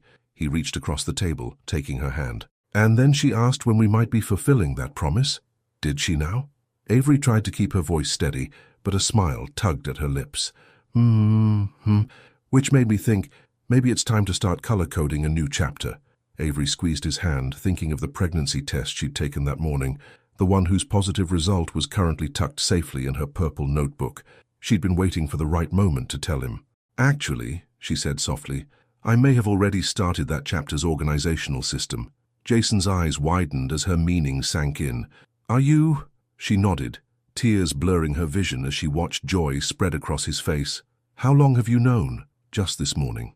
I was going to tell you tonight, but she laughed softly. Apparently the universe had other plans. Jason was quiet for a moment, processing. Then, please tell me you haven't already color-coded the next 9 months. Of course I have. She pulled out her newest notebook, pale yellow this time, complete with trimester-specific tabs and a delivery day countdown. His laugh was warm and full of love. I wouldn't expect anything less. He squeezed her hand. Think your grandmother would approve of all of this? Avery touched her locket with her free hand, feeling the weight of legacy and love. She always said life's greatest adventures come in unexpected packages. She smiled. I think an ex-CEO with a cane and a penchant for burning breakfast qualifies as unexpected. And the adventure part is just beginning. Outside, Seattle's rain had given way to rare sunshine, painting the world in possibilities. Inside, two people who had found love in life's unexpected turns held hands across a cafe table, planning their next chapter. Because sometimes love isn't about perfect timing or flawless plans. Sometimes it's about color-coded notebooks and careful steps forward, about building a future from the pieces of past dreams, about choosing each other again and again through every season of life. Even if those seasons include a stubborn ex-CEO turned disability advocate who still can't cook but has mastered the art of loving completely, and a determined financial advisor who color-codes everything but has learned that the best parts of life can't be organized in neat categories. Together, they had written a love story that wasn't about grand gestures or perfect moments.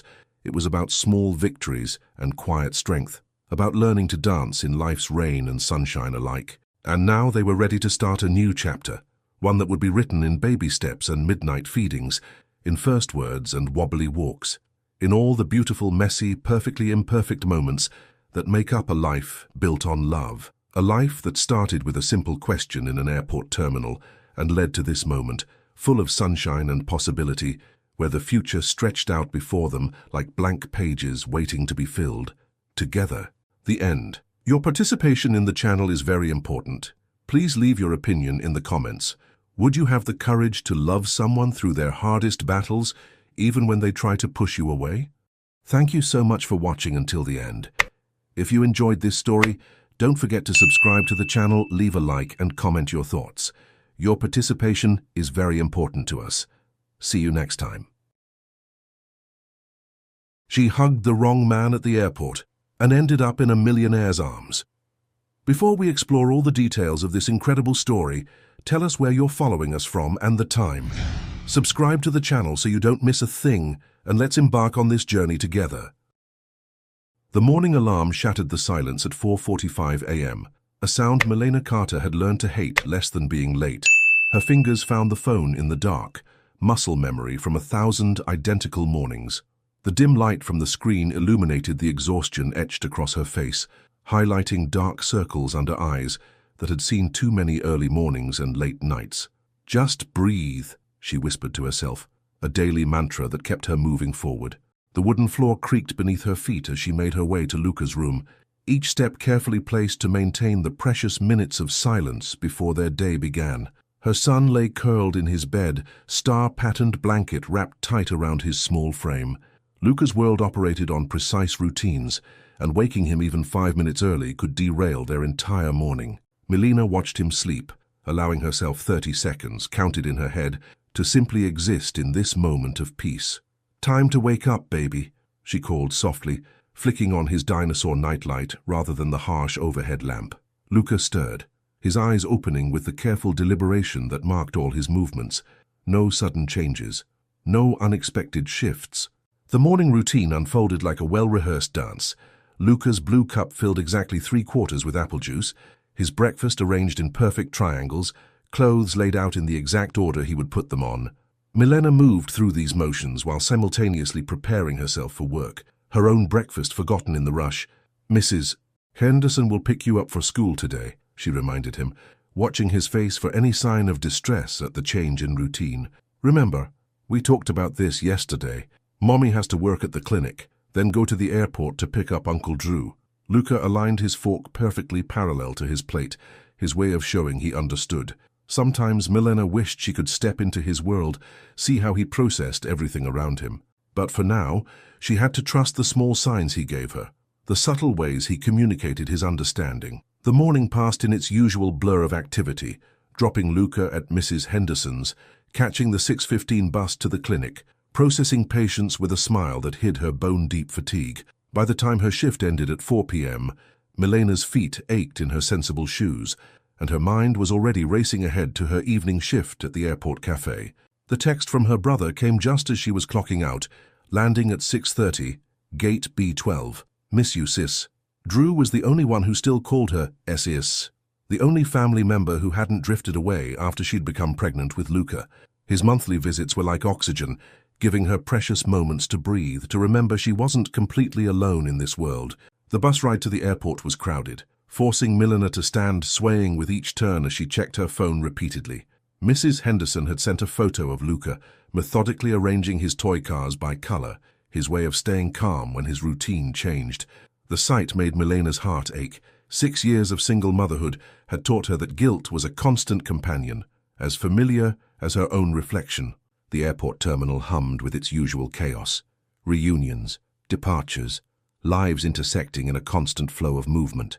Milena's eyes scanned the crowd, searching for Drew's familiar leather jacket. Her brother always wore the same one, a comfort in the sea of faces that threatened to overwhelm her. Then she saw it, the worn brown leather, the slight tear near the right shoulder that Drew refused to repair. Without thinking, moving on pure emotion and exhaustion, Milena stepped forward and wrapped her arms around him from behind. "You're late," she mumbled into the jacket, inhaling the scent that wasn't quite right, her tired brain taking too long to process the wrongness. The man turned, and Milena's world tilted sharply. Instead of Drew's familiar face, she found herself staring into startled green eyes that definitely did not belong to her brother.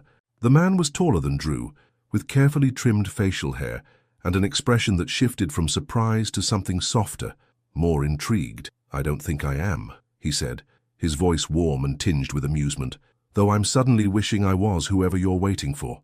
Mortification crashed over Milena in waves. She stepped back so quickly she nearly stumbled, her professional mask slipping into place like armor. "I'm so sorry," she managed, her voice steady despite the embarrassment burning in her cheeks. "I thought you were my brother." The man, who wore his expensive suit with the casual ease of someone born to wealth, smiled. Not the condescending smile Milena had come to expect from people of his obvious social status, but something genuine that reached his eyes. No harm done. "I'm Rowan."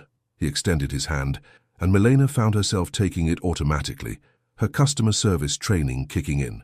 His grip was firm but gentle, and for a brief moment, she felt the strange spark of connection that sometimes occurs between strangers in moments of shared vulnerability. "Milena," she replied, then immediately wondered why she'd given him her real name. She pulled her hand back, tucking it into her pocket where it still tingled from the contact. "I should go find my brother." "Of course." Rowan adjusted the strap of his leather briefcase, but his eyes didn't leave her face. It was nice being mistaken for him. Milena turned away, her heart pounding with an unfamiliar rhythm. She forced herself to walk, not run, fighting the urge to look back. She was 33 years old, far too old for this kind of schoolgirl embarrassment. She had responsibilities, a son who needed her, bills to pay, and exactly 45 minutes to find Drew before her shift at the cafe started. But as she walked away, she could feel Rowan's gaze following her, heavy with unspoken possibilities. And for the first time in years, something inside her chest fluttered, a sensation so foreign it took her a moment to recognize it as hope. She found Drew 10 minutes later at the correct gate, wearing a denim jacket and a concerned expression. "You okay, sis? You look like you've seen a ghost." Milena shook her head, pushing away the memory of green eyes and a gentle smile. "I'm fine, just tired. Come on, I've got to get to work." As they walked toward the cafe where she would start her evening shift, Milena deliberately avoided looking toward Gate C, where she'd left Rowan. She had learned long ago that some things weren't meant for people like her. Single mothers working 2 jobs, women who counted every penny and still came up short, women who couldn't afford to dream. But that night, as she served coffee to travelers and cleaned tables with mechanical precision, She caught herself looking up every time the door chimed, and each time it wasn't him, she felt a small pang of disappointment that she refused to acknowledge. After all, real life wasn't a fairy tale. It was alarm clocks at 4:45 a.m. and carefully managed routines and doing whatever it took to keep your child safe and fed. It was being strong when you wanted to break and never, ever allowing yourself to want more than you could safely reach. Yet as she counted her tips at the end of her shift, Milena found herself touching her lips, remembering the smile she'd given a stranger, the first real smile that had crossed her face in longer than she could remember.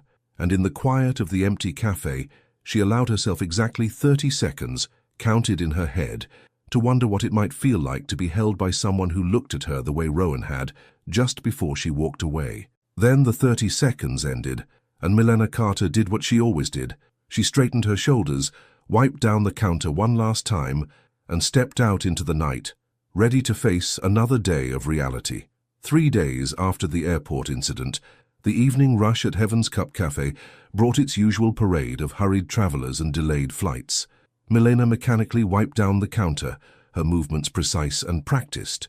The coffee grinder's familiar whir almost drowned out the overhead announcement of another postponed departure. She'd almost convinced herself she'd imagined him. Almost. Until he walked through the door at 8:47 p.m., wearing a grey sweater that probably cost more than her monthly rent, looking decidedly out of place among the tired passengers and their rolling suitcases. Rowan's eyes found hers immediately, as if he'd known exactly where she'd be standing. He'd traded his business suit for casual wear, but nothing could disguise the quiet confidence in his stride. Her heart performed an unauthorized somersault. "Just passing through?" Milena asked, her tone carefully professional as he approached the counter. She noticed he'd chosen the exact spot where the overhead light caught his eyes, making them appear almost translucent. "Actually," Rowan replied, a slight smile playing at the corners of his mouth, "I heard this place has the best coffee in the airport. We're the only coffee shop in Terminal C." Then I guess the review was accurate. Despite herself, Milena felt a smile threatening to break through her professional mask. She pushed it down, focusing instead on reorganizing the already perfectly aligned sugar packets. "For what can I get you?" "Whatever you recommend." He leaned slightly forward, reading her name tag with an intensity that made her skin tingle. Milena. The way he said her name, like he was tasting it, made her fingers fumble with the paper cups. "Our house blend is popular with travelers." "Perfect." He watched as she worked, her movements quick and efficient. "You weren't here yesterday." The comment caught her off guard. She kept her eyes on the coffee stream, measuring its flow. "Tuesday is my day off." "I know. Now." The implications of his words hung in the air between them. He'd come looking for her yesterday, had probably planned his casual appearance, right down to the perfectly rumpled sweater that made him look more approachable, less like the CEO he was. Milena snapped a lid onto his cup with more force than necessary. $4.75. He handed her a 20, their fingers brushing briefly. "Keep the change." "I don't need." "Consider it an apology for yesterday's wasted trip." His smile was disarming, genuine in a way that made her defenses waver. "Though technically you owe me an apology too. You did hug me without permission." Heat crept up her neck. "Shy, that was a case of mistaken identity. Still the best thing that's happened to me at an airport." He took a sip of coffee, his eyes never leaving hers, "including this coffee, which is exactly as average as I expected." A laugh escaped before she could stop it. "Then why are you drinking it?" "Because you made it." The simple honesty in his voice made her breath catch. Behind her, the coffee grinder started up again, filling the silence that stretched between them. Milena busied herself with wiping invisible spots off the counter, very aware of his continued presence. "My shift ends in 20 minutes, she found herself saying, immediately regretting the words. "I know that too." Of course he did. He'd probably timed his appearance precisely, the same way he'd chosen his casual outfit and his disarming smile. Everything about him screamed calculation, yet something in his eyes spoke of genuine interest. "I have to get home," she added firmly. "I have responsibilities. Let me drive you." "I take the bus." "I know. I saw you waiting at the stop yesterday." She stilled, looking up at him sharply. "Are you stalking me?" "I'm trying to get to know you," he corrected, his tone serious now. "Admittedly, not in the most conventional way, but something tells me you don't have time for conventional." He was right, and that irritated her more than his presumption. Single motherhood had stripped away any chance at normal dating rituals years ago. Between work, Luca's needs, and the constant juggling of bills, her life ran on a precision schedule that left no room for coffee dates or casual flirtation. "I have a son," she said abruptly, watching his face carefully. "He's 6. He's autistic. My life revolves around his needs." "I know." This time, she couldn't hide her surprise. "How?" "You have a photo taped inside your locker door. I saw it when you were getting your apron. He's wearing a blue shirt with planets on it, sitting on a swing. He looks happy." The detail in his observation touched something deep inside her.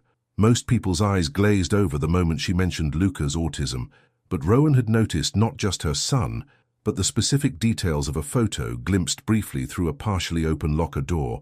"He likes space," she said softly, "especially stars. He draws them everywhere. Tell me more." And somehow, in the quiet lull between customers, Milena found herself talking about Luca, about his careful way of moving through the world, his silent observations, his love of patterns and order.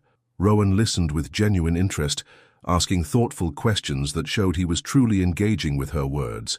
"My shift is ending," she said finally, noticing the time with a start. "I need to catch the 9:30 bus. Let me drive you home." Before she could protest, he added, "No expectations, no pressure, just a ride home on a cold night." She should say no. Every life lesson, every hard-earned piece of wisdom screamed at her to decline, but her feet ached from a double shift, and the thought of waiting in the cold for a bus that might be late made her resolve waver. "Just a ride," she said firmly. His answering smile was warm enough to chase away the evening chill. Just a ride. 20 minutes later, Milena found herself in the passenger seat of a car that cost more than she made in a year. The leather seats were heated, the engine barely a whisper as they pulled away from the airport. She gave directions in short, clipped sentences, hyper-aware of the growing distance between this moment and her normal life. "Your brother," Rowan said as they waited at a red light. "The one you thought I was. Tell me about him." "Drew. He visits once a month. Brings Luca small gifts. Nothing expensive, just thoughtful things. Last time it was a pack of glow-in-the-dark stars for his ceiling. Luca lined them up in perfect rows. You smile differently when you talk about them." "What do you mean?" "Softer, less guarded." He glanced at her briefly. "It's beautiful." The compliment landed like a physical touch. Milena turned to look out the window, watching familiar streets pass by.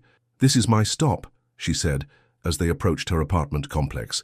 "Thank you for the ride." Rowan pulled up to the curb but made no move to get out. "Will you be working tomorrow night?" "Yes." "Good." He smiled, that disarming smile again. "I hear the coffee's terrible, but the company's worth it."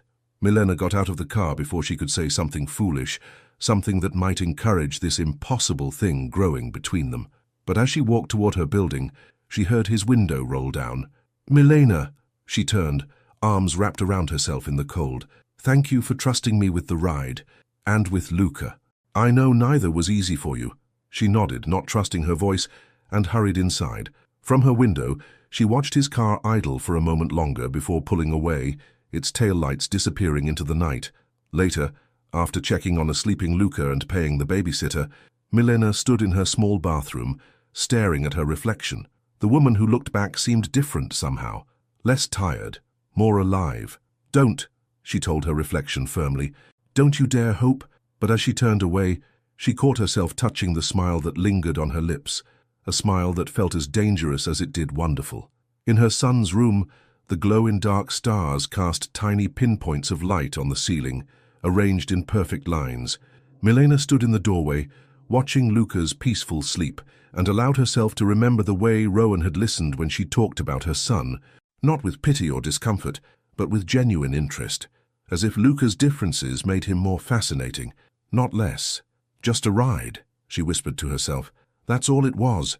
But even as she said the words, she knew she was lying, because somehow, in the space of one evening, Rowan Ellison had managed to slip past her carefully constructed walls and plant a seed of possibility that terrified her. Tomorrow would be Thursday. She would wake at 4:45 a.m. She would make Luca's breakfast, go to work, count every penny, and continue the endless dance of survival that had become her life. But for tonight, just for tonight, she allowed herself to feel the warmth that lingered in her chest, as bright and dangerous as the stars on her son's ceiling. Rain pelted the clinic's windows, turning the Friday morning rush into a blur of umbrellas and squeaking shoes on linoleum. Miller's fingers flew over the keyboard, processing insurance forms with mechanical efficiency, while her mind drifted to last night's conversation in Rowan's car. 3 rides home in 3 days, each one feeling more dangerous than the last. Ms. Carter. She looked up to find Dr. Stevens frowning at her, a chart in his hands. Your son's prescription. You forgot to pick it up yesterday. Reality crashed back like a bucket of cold water. Luca's medication. How could she have forgotten? I'm so sorry. It's okay. The older doctor's expression softened.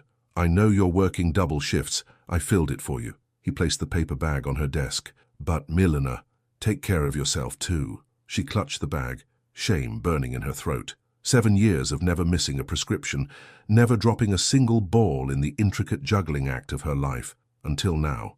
Until a man with kind eyes made her forget, just for a moment, the weight of her responsibilities.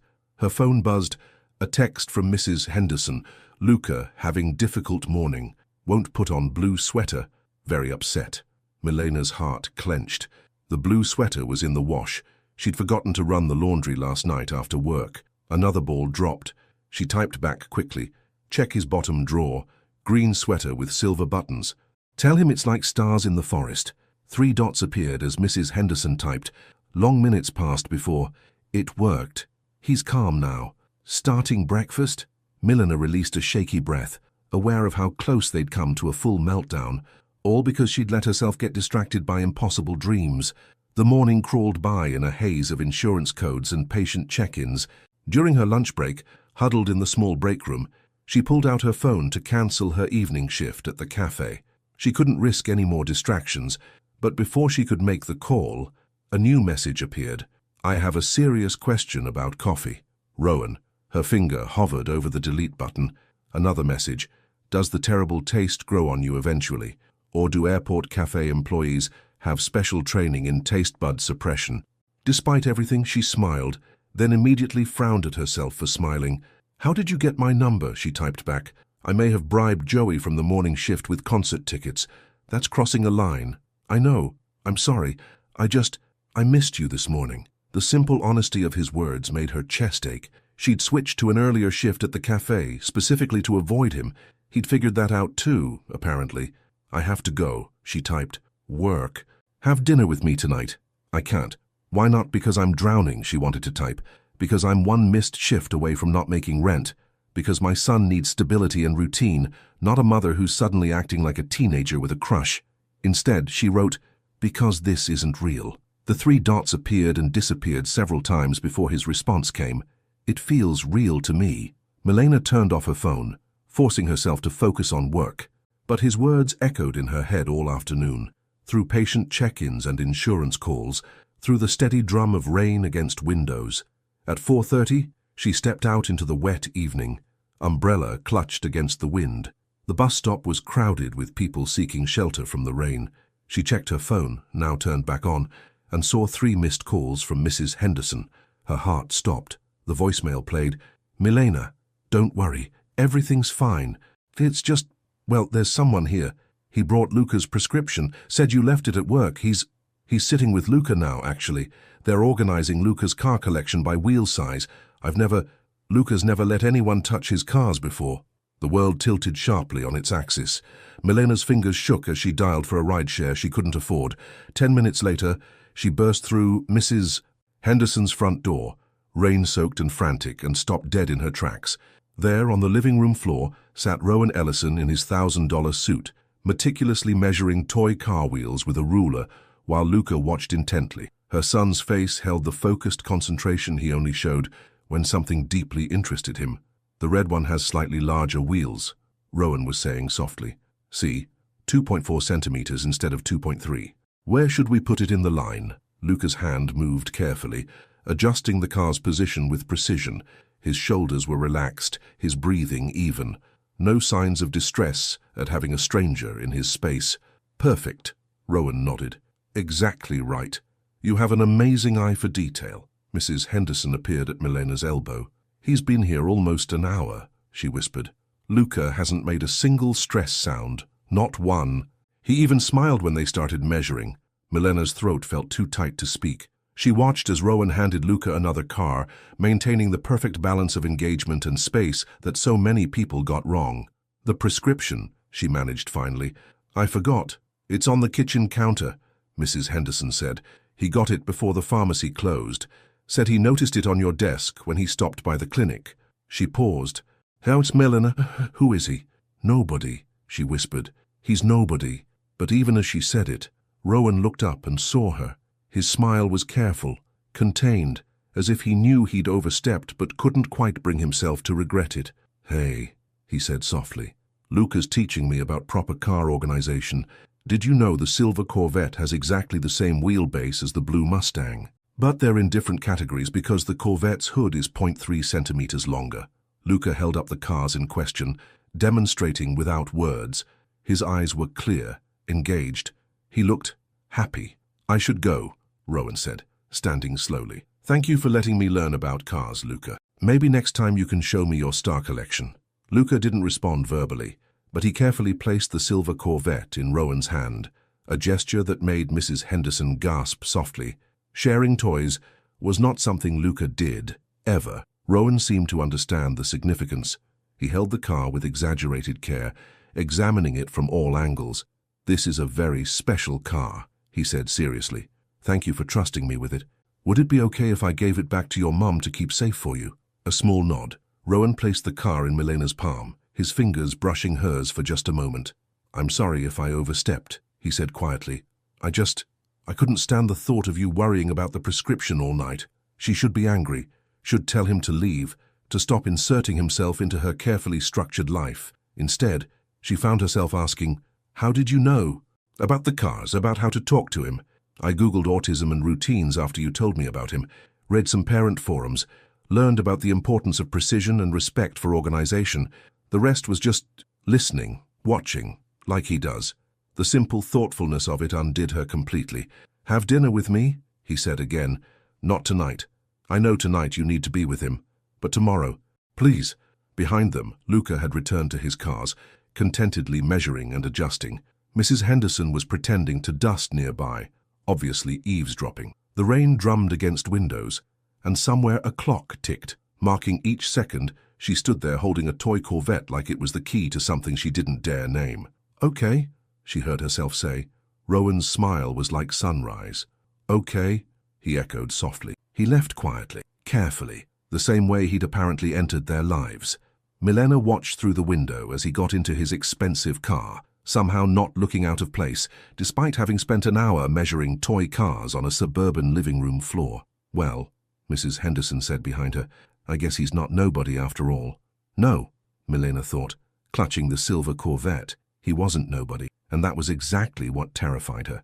Because now, watching him drive away in the rain, she realized it wasn't just her heart at risk anymore. Somehow, without warning, Rowan Ellison had found his way into Luca's carefully ordered world as well. And if this all fell apart, when it all fell apart, she wasn't sure either of them would recover. Saturday evening arrived with the weight of inevitability. Milena stood in front of her bathroom mirror, studying her reflection with critical eyes. She'd borrowed a dress from her clinic co-worker. Simple, sun, black, man, nothing fancy. But the woman staring back at her looked different somehow. Hopeful, terrified. "You look pretty, Mommy." She turned to find Luca in the doorway, holding his favorite blue blanket. He didn't make eye contact, but his fingers traced patterns on the soft fabric, a sign he was processing something important. "Thank you, baby." She knelt to his level, careful not to wrinkle the dress. "You remember what we talked about? Mrs. Henderson will stay with you tonight.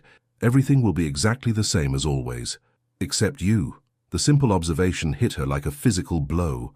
Luca rarely spoke in complete sentences, preferring to communicate through gestures and single words. When he did speak clearly, it usually meant something significant was troubling him. "I'll be back before bedtime," she promised. "We'll still do our star count together." He nodded, but his fingers moved faster on the blanket. "The carman, he knows about wheels." "Yes, he does." His ruler was precise, to the millimeter. Milena's heart squeezed. Of course, that's what had won her son's trust. Rowan's attention to exact measurements, his respect for precision. Would it be okay if he came to visit again sometime? Luca considered this, his head tilted slightly. Either silver Corvette needs remeasuring. The carpet fibers might have altered the wheelbase.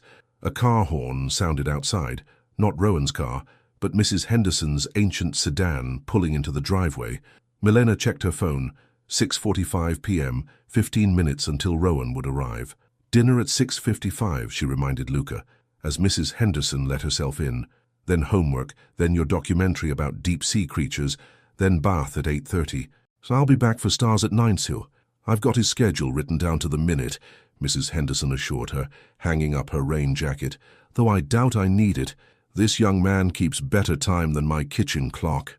Luca had already moved to the dining room table, arranging his homework supplies with mathematical precision.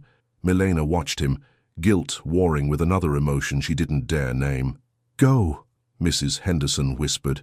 Live a little. We'll be fine. At exactly 7 p.m., a sleek black car pulled up outside. Milena's hands shook as she checked her lipstick one final time. Call me if I will. Now go before you talk yourself out of it. Rowan stood beside his car, wearing charcoal slacks and a blue sweater that probably cost more than her monthly utilities, but his smile was nervous, almost shy, as he opened the passenger door. You look beautiful. She slid into the leather seat, hyper-aware of every wrinkle in her borrowed dress. Where are we going? I thought we'd try this little place I know. Very quiet, no crowds. They make incredible pasta. He glanced at her as he pulled away from the curb. But if you'd rather go somewhere else? No, that sounds nice. She fiddled with her purse strap. I haven't been to a real restaurant in ages. Usually it's drive-through between shifts or microwave dinners after Luca's asleep. I know. His voice was soft. You work so hard. I do what I have to do. That's not what I meant. He navigated through quiet streets, away from the busier parts of town. I meant it as admiration, not pity. The way you've built your life around Luca's needs. The way you keep going no matter what. It's remarkable. It's survival. It's strength. He turned down a tree-lined street she'd never seen before. And it's one of the many reasons I can't stop thinking about you. Before she could respond, they pulled up to a small restaurant tucked between old brick buildings. Warm light spilled from its windows, and the sign above the door read simply, Marco's. Inside, the host greeted Rowan by name and led them to a corner table, partially hidden by a living wall of plants. The privacy of it, the obvious consideration for her comfort, made something in Milena's chest tighten. The owner's son is on the spectrum, Rowan said quietly as they sat. That's how I found this place. Marco understands the importance of quiet spaces. Of course he'd researched that too, just like he'd researched how to interact with Luca, how to respect his routines. Milena unfolded her napkin, needing something to do with her hands. Why are you trying so hard? Because you're worth it. You don't know me. I know you work 2 jobs without complaining. I know you count to 30 when you need to calm down. Yes, I noticed that. I know you organize sugar packets by color when you're nervous, just like Luca organizes his cars by wheel size. I know you hide your smile behind your hand, like you're afraid to let people see it. He leaned forward slightly. I know you're brilliant at mental math, but pretend not to be because it makes your co-workers uncomfortable. I know you sleep about 4 hours a night, but never let exhaustion affect how you treat people. Stop, she whispered. I know you're terrified right now, not of me, but of this, of wanting something for yourself, of letting someone else carry even a small piece of your burden. You don't understand. I can't let myself depend on anyone. He shook his head. I'm not asking you to. I'm asking you to let me know you, really know you. The way you are when you're not hiding behind schedules and responsibilities. The waiter appeared with water, giving Milena a moment to compose herself. She took a sip, letting the cold liquid soothe her tight throat. My life is those schedules and responsibilities. They're not a mask I can just take off. I know that too. Rowan's eyes held hers. I'm not asking you to change anything. I'm asking if I can be part of it. All of it. The early mornings, the double shifts, the toy car measurements, the hard parts and the beautiful parts. Why? Because from the moment you hugged the wrong person in an airport, my perfectly ordered world stopped making sense. And for the first time in my life, I don't want it to make sense. I just want... What? You. Just as you are. Schedules, responsibilities, and all. The candle between them flickered, casting shadows that danced across his face. In its warm light, Milena could see the genuine emotion in his eyes, the slight tremor in his hand as he reached across the table. We don't have to figure it all out tonight, he said softly. We can just have dinner, talk, be ourselves. Be ourselves, as if it were that simple, as if her self wasn't split into 1,000 pieces, each one carefully measured and allocated to the tasks that kept her small world turning. But as she looked at him in the candlelight, she remembered how he'd sat on Mrs. Henderson's floor, measuring toy cars with the same care he probably used in corporate boardrooms, how he'd researched autism and quiet restaurants, and all the little details that made up her life. "Okay," she said finally, uncurling her fingers from her napkin. "Let's have dinner." His smile was worth every moment of terror that had preceded it.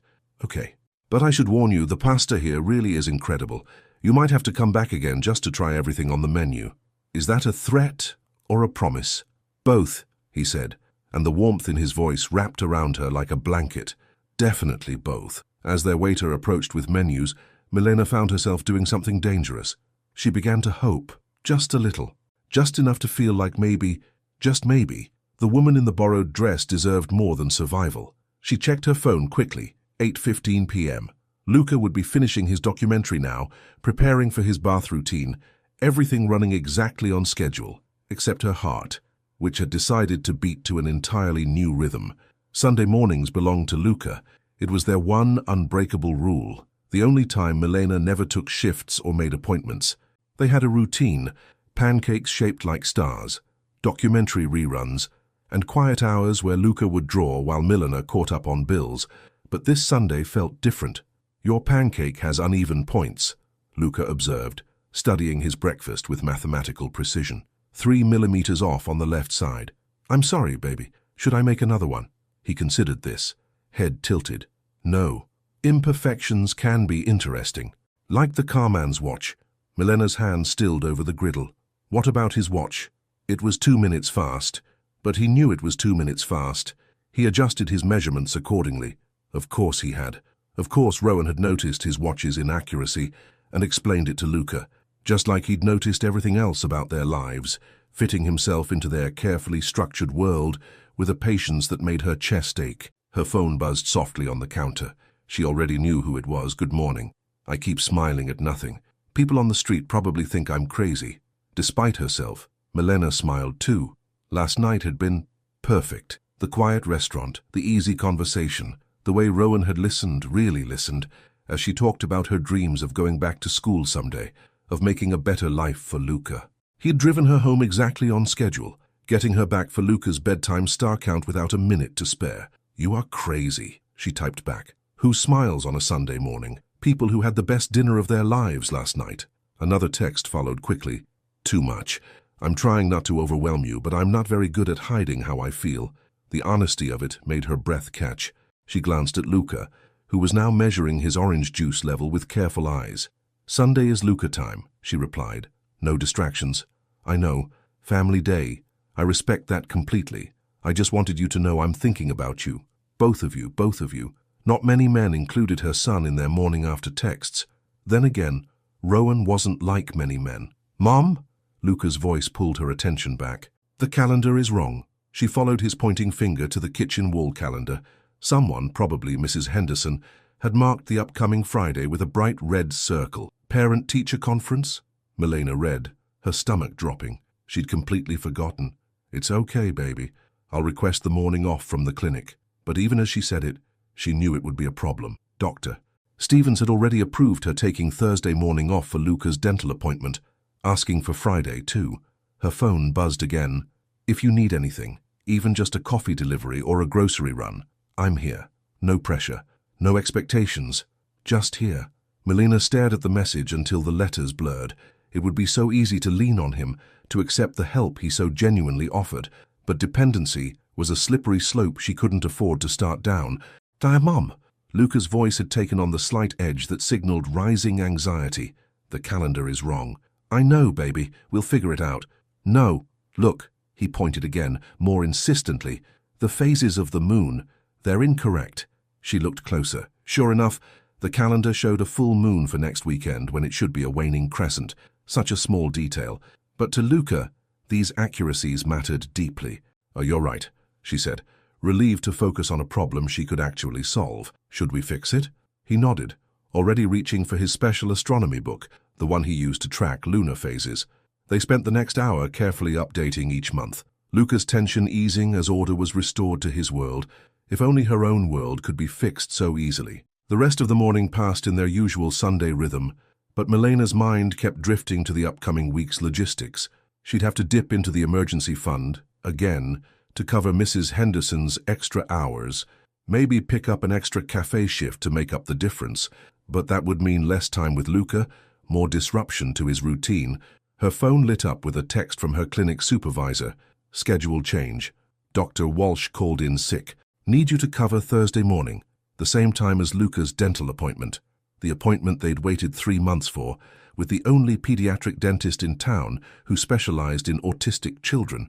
Milena's hands shook as she typed back, "Please, I have my son's appointment. Sorry, no other coverage available. Dr. Stevens is at a conference." She closed her eyes, fighting back tears of frustration. One more impossible choice in a life full of them. Her phone buzzed again. "Rowan, I know it's Sunday family time, but I just drove past the most amazing telescope in a store window. Made me think of Luca. Would it be okay if I sent you a picture? Only if it won't disrupt anything." The thoughtfulness of it, asking permission before even sending a photo, made something inside her crack. Before she could stop herself, she hit the call button. He answered on the first ring. "Hey, so I'm sorry if I... Do you really want to be part of this?" she interrupted, her voice low so Luca wouldn't hear from the living room. "All of it? The hard parts too?"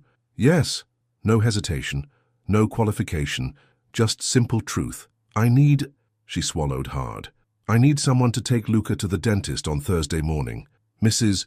Henderson can't do it, and I just got called into work, and it's a special appointment we can't reschedule, and..." "What time? You don't even know if you're free." "I'll make myself free." "What time?" she told him, adding quickly, "But you have to understand, he needs exact routine. The appointment is at 10:15. You'd need to pick him up at exactly 9:47 to account for traffic. He'll want to sit in the back seat, left side only. He'll need his blue comfort bag with his headphones and..." "Milena," his voice was gentle, "send me a detailed list. I'll follow it to the letter, I promise." "Why are you doing this?" "Because I meant what I said last night. I want all of it. The schedules, the precise measurements, the hard choices, the beautiful moments, all of it." Through the doorway, she could see Luca in his usual Sunday spot, carefully drawing his weekly star chart. His face held the peaceful focus that came with doing something he loved. "The telescope," she said finally. "Show me the picture." She could hear Rowan's smile. "Actually, what if I brought it by, later, after dinner? Only if it won't disrupt his routine. We could set it up on your balcony, make it part of the bedtime star count." Milena thought of her tiny apartment, so different from the world Rowan came from. Thought of all the reasons she should say no. "The star count is at 9, she said instead. "Don't be late." "I wouldn't dare. I hear timing is everything in this family." Family. The word echoed in her chest like a bell. After they hung up, Milena stood in her small kitchen, looking at the calendar with its newly corrected moon phases. At her son, contentedly drawing stars. At the morning sunlight that somehow seemed brighter than usual. "Mom," Luca called from the living room, "can we add a new constellation to the chart tonight?" She smiled, feeling the weight of impossible choices lift just a little. "Yes, baby. I think tonight would be perfect for that, because maybe, just maybe, there was room in their carefully measured world for one more set of stars." Thursday morning arrived with the weight of 1,000 uncertainties. Milena had been awake since 3 a.m., reviewing the exhaustively detailed instructions she'd written for Rowan. 6 pages, color-coded, with timestamps for every potential scenario. "Remember, baby," she knelt before Luca as he finished his precisely portioned breakfast. "Today is different. Mr. Rowan will take you to Dr. Mason's office." Luca aligned his fork perfectly parallel to his empty plate. "The car man. His ruler is accurate. Yes, he's very careful about measurements." She checked her phone, 9:39 a.m. "He'll be here in exactly 8 minutes. 8 minutes is enough time to brush teeth following the correct pattern." Milena smiled, relief flooding her chest at his calm acceptance. The telescope visit on Sunday had helped enormously. Rowan had arrived at exactly 8:57 p.m., the professional-grade telescope carefully packed in his car. He'd let Luca inspect every piece, measuring and cataloging each component while explaining their functions with scientific precision. Her phone buzzed. 5 minutes away.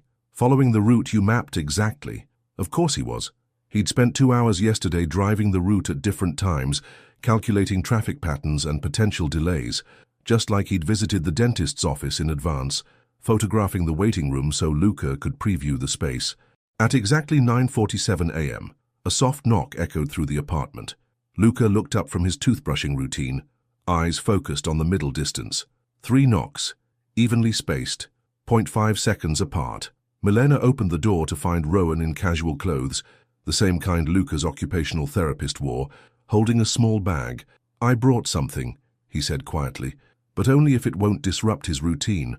It's a pocket star chart with precise measurements of constellations. I thought it might help during the appointment." The thoughtfulness made her throat tight. "You can show him in the car, left back seat." "I remember." He held up a printed copy of her instructions. "I memorized everything, and I'll text you updates every 15 minutes. I'm sorry about all this. I know you probably had important meetings." "Hey." His voice was soft but firm. "Nothing is more important than this, than him, than you." Before she could respond, Luca emerged from the bathroom, blue comfort bag clutched to his chest. His eyes darted to Rowan, then away. "Hello, Luca," Rowan said, maintaining the precise distance specified in Milena's notes. "I brought something for you to measure later, if you'd like.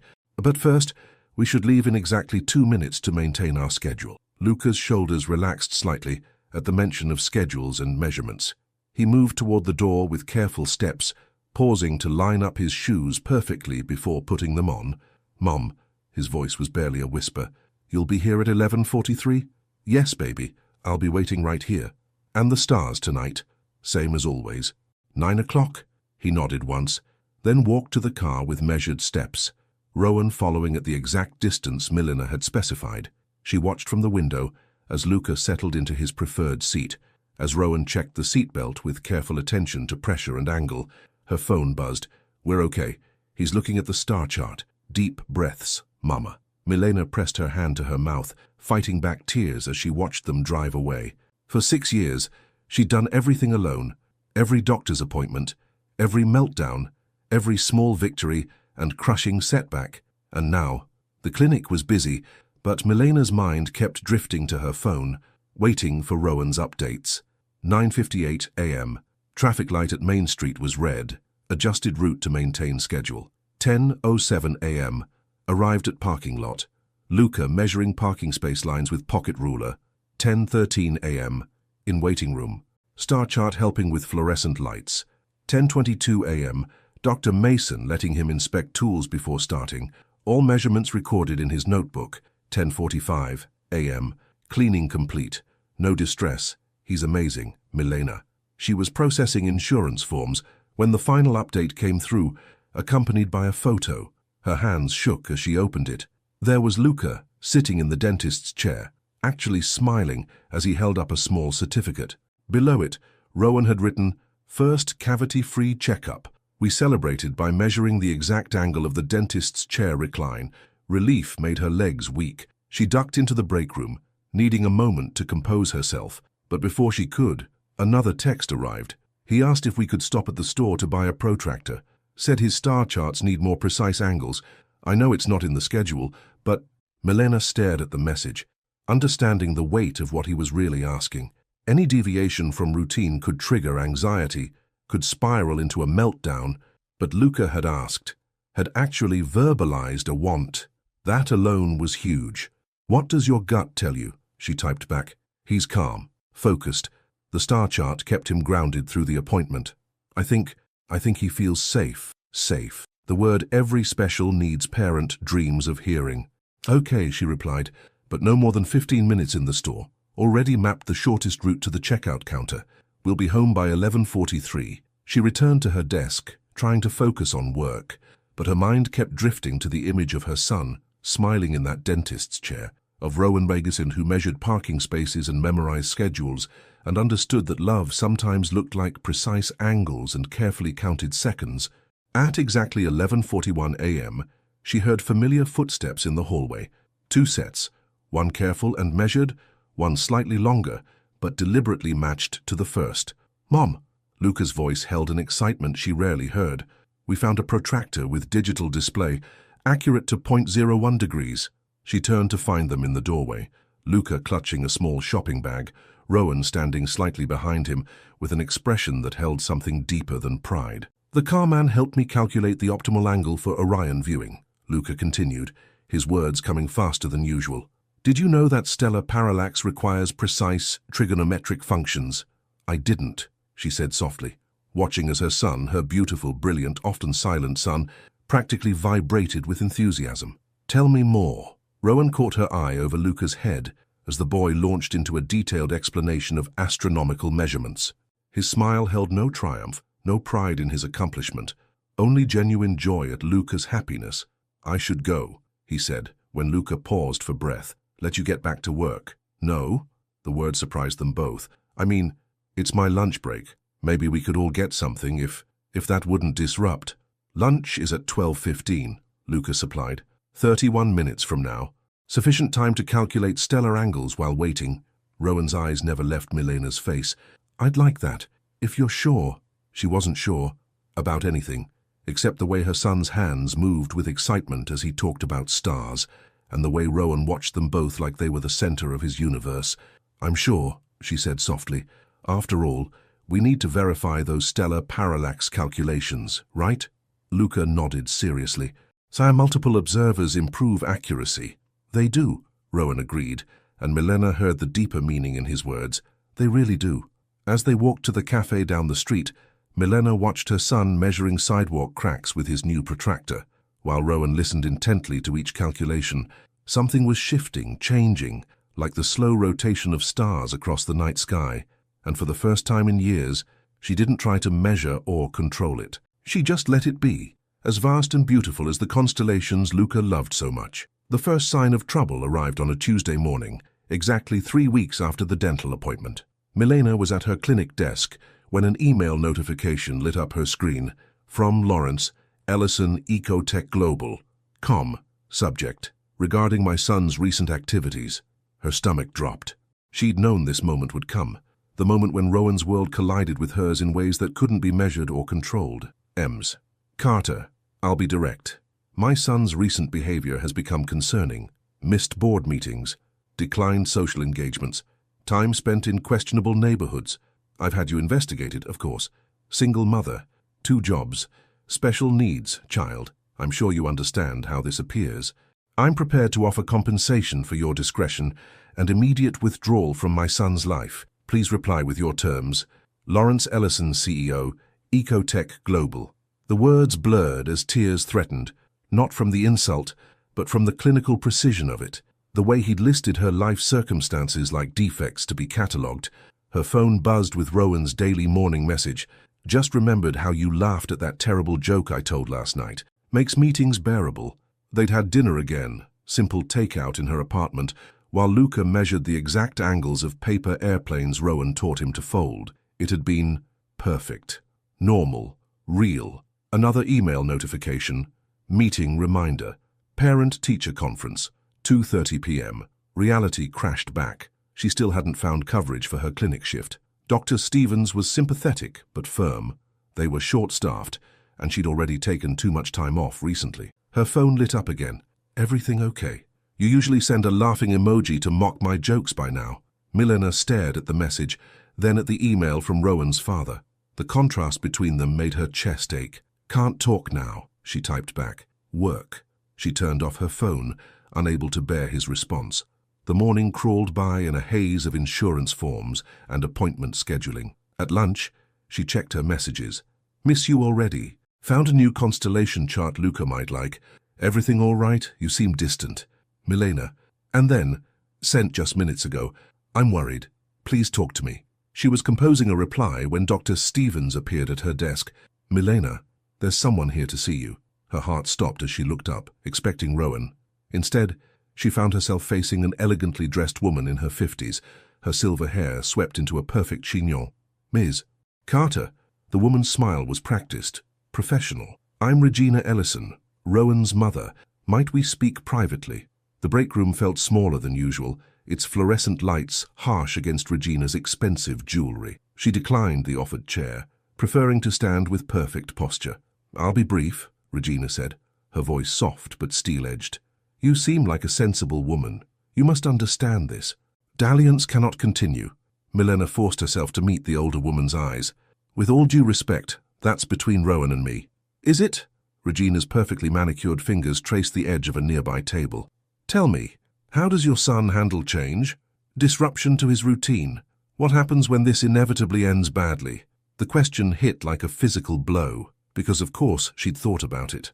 Of course she'd lain awake at night, terrified of what would happen to Luca when, not if, this fell apart. Rowan is a good man, Regina continued, almost gently. He means well, but he's lived a certain way his entire life. Board meetings, charity galas, social obligations. Do you really see yourself fitting into that world? More importantly, do you see your son surviving in it? You don't know anything about my son. I know he's autistic. I know routine is crucial for him. I know any disruption to his carefully ordered world could be devastating. She paused.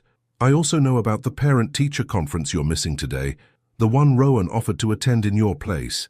Milena's head snapped up. How did you... We have resources, Ms. Carter. We protect our own. Regina's voice softened marginally. You seem like a good mother.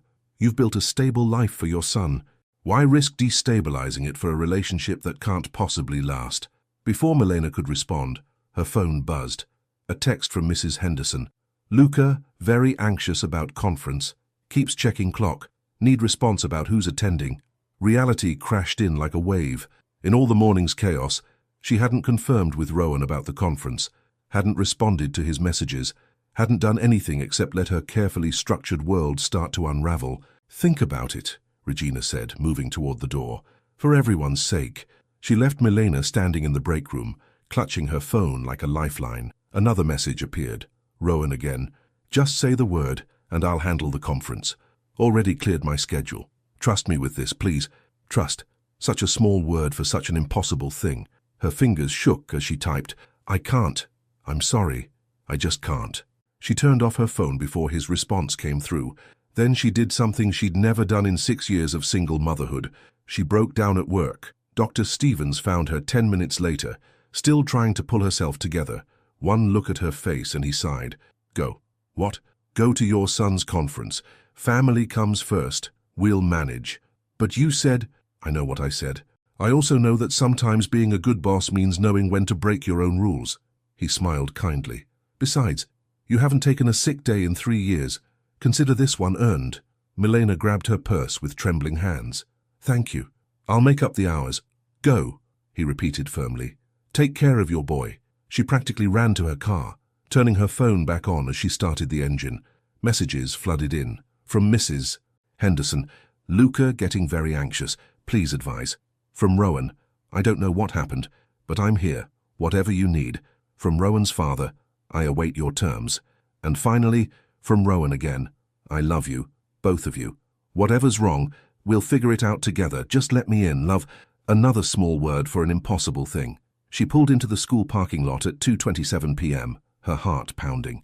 Through the window, she could see Luca sitting in the conference room with his teacher, meticulously arranging and rearranging a set of pencils on the table.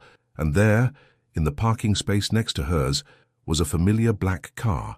Rowan stepped out slowly, his eyes finding hers through the windshield. He didn't approach, didn't pressure, just stood there, patient and steady, like he'd been from the start.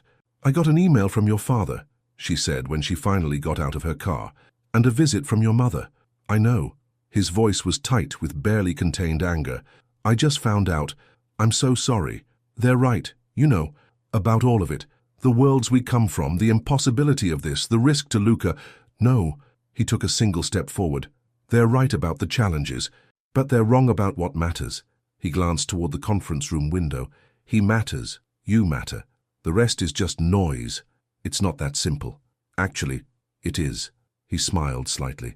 Sometimes the most precise measurements are the simplest ones, like the distance between two hearts, the angle of a smile, the exact moment someone realizes they can't imagine their life without someone else in it. Through the window, Milena could see Luca looking up, his eyes finding them in the parking lot, his fingers stilled on the pencils. We have exactly 2 minutes until the conference starts, Rowan said softly.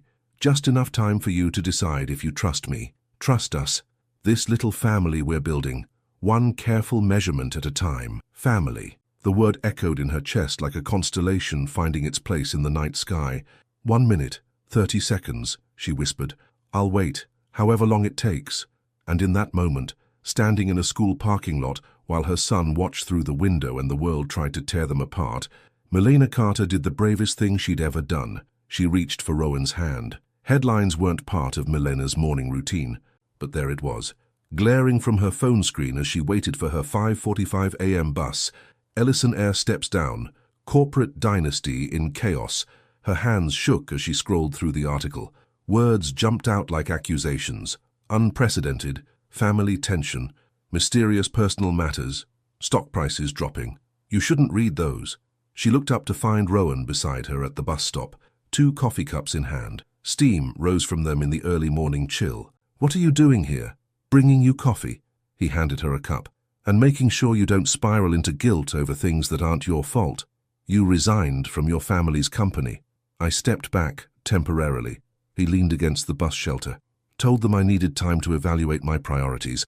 They're spinning it into a crisis because that's what they do. A week had passed since the parent-teacher conference, since she'd chosen to take his hand in that parking lot.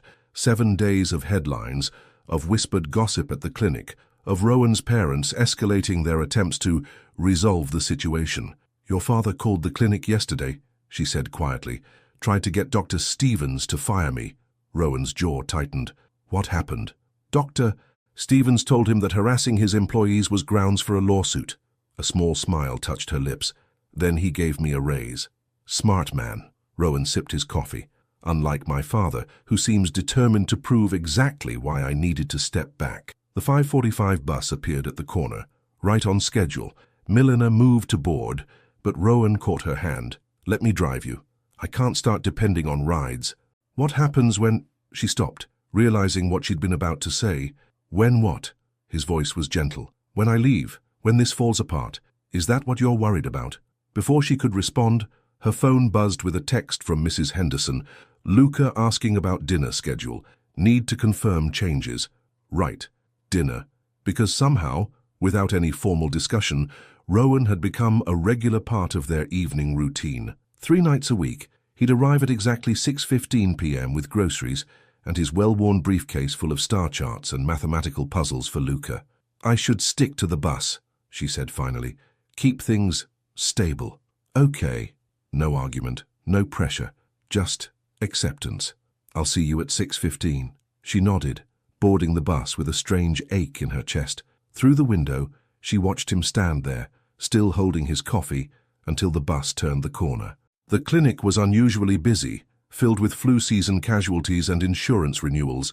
Milena processed paperwork mechanically, trying not to notice the way some patients whispered when they saw her, how they'd clearly connected her to the headlines. At lunch, she found an envelope on her desk. Inside was a check for an amount that made her dizzy, along with a note in elegant handwriting. Let's make this simple. Name your price.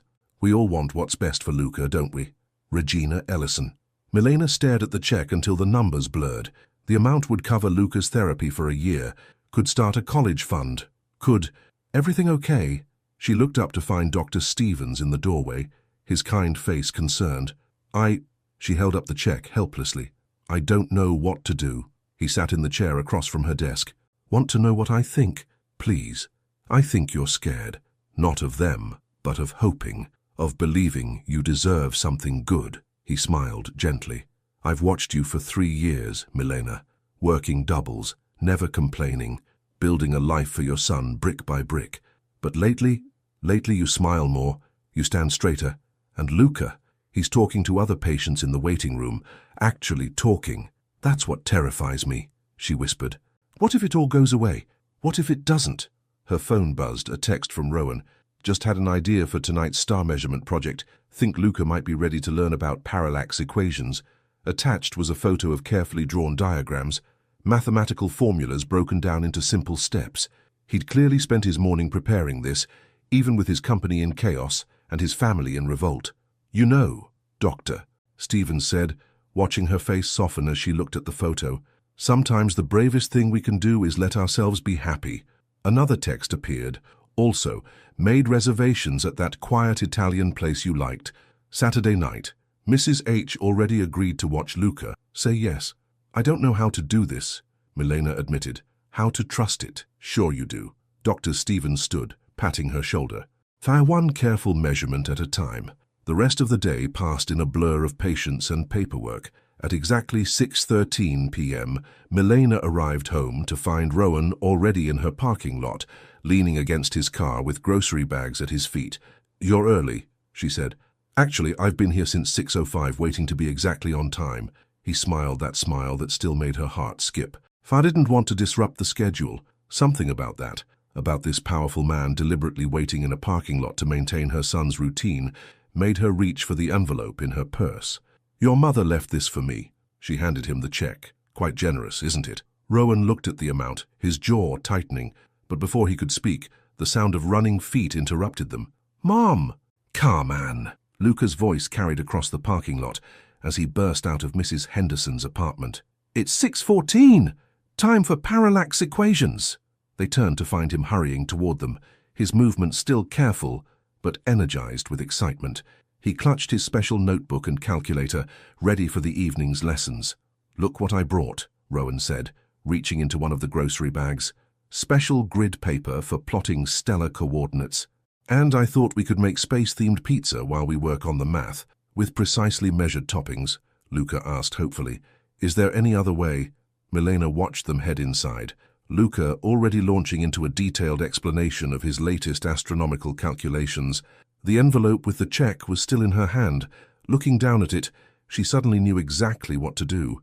Later that night, after Luca was asleep and Rowan had gone home, Milena sat at her small kitchen table and composed an email. Dear Mrs. Ellison, thank you for your generous offer. You're right. We all want what's best for Luca. That's why I'm returning your check. You see, my son is teaching me something important. The most valuable measurements aren't the ones we make with money. They're the ones we make with our hearts. Sincerely, Milena Carter. She hit send before she could second-guess herself. Then she opened her phone's camera roll, looking at the photos from dinner. Luca and Rowan bent over mathematical formulas, pizza abandoned as they lost themselves in calculations. Her son's face alive with joy, Rowan's eyes soft with love for them both. Some things, she was learning, couldn't be measured in dollars or social status or corporate dynasties. Some things could only be measured in moments like these, in carefully counted seconds, in the angle of a smile, in the quiet space between heartbeats where love took root and grew. Her phone lit up with one last message from Rowan. Thank you for tonight, for everything, for showing me what really matters. She looked at the empty envelope on her table, then at the message glowing on her screen, at the star charts scattered across her counter and the pizza crumbs that would need to be cleaned up before morning. And for the first time, she didn't feel the need to measure or calculate or control what was happening. She just let herself feel it, all of it. Thank you, she typed back, for teaching us that love doesn't always need precise measurements. His response came instantly, but it helps when you have a good ruler and a better heart. Milena smiled, touching the words on her screen, because maybe that was the real measurement that mattered. Not the distance between their worlds, but the way their hearts had learned to beat in sync, creating a rhythm as steady and true as the stars Luca loved to count. The invitation arrived on heavy cream cardstock, delivered to Milena's clinic desk by personal courier. Gold lettering caught the fluorescent light as she opened the envelope. You are cordially invited to attend the annual Ecotech Global Charity Gala tonight at 7 p.m., the Grand Maxwell Hotel. A handwritten note was paperclipped to the corner in Rowan's distinctive script. I know it's last minute. I know it's not our usual routine, but I need you there. Both of you. Please. Milena's hands trembled. Tonight was Thursday, pizza and star charts night. Luca had been talking about it all week, excited to show Rowan his new constellation calculations. Her phone buzzed. Before you say no, I've thought it through. The hotel has a private observation deck. Luca can set up his telescope there, better view than your balcony, and the kitchen agreed to make his pizza exactly the way he likes it. Please trust me with this. Another text followed quickly. It's time to stop hiding. To show my family and the whole board exactly why I stepped down, what really matters. Everything okay? She looked up to find Dr. Stevens watching her with concern. Rowan wants us to attend the corporate gala tonight. She showed him the invitation. His father's making a big announcement, something about the future of the company. Ah, Dr. Stevens sat on the edge of her desk. And you're scared, terrified. She traced the gold lettering with one finger.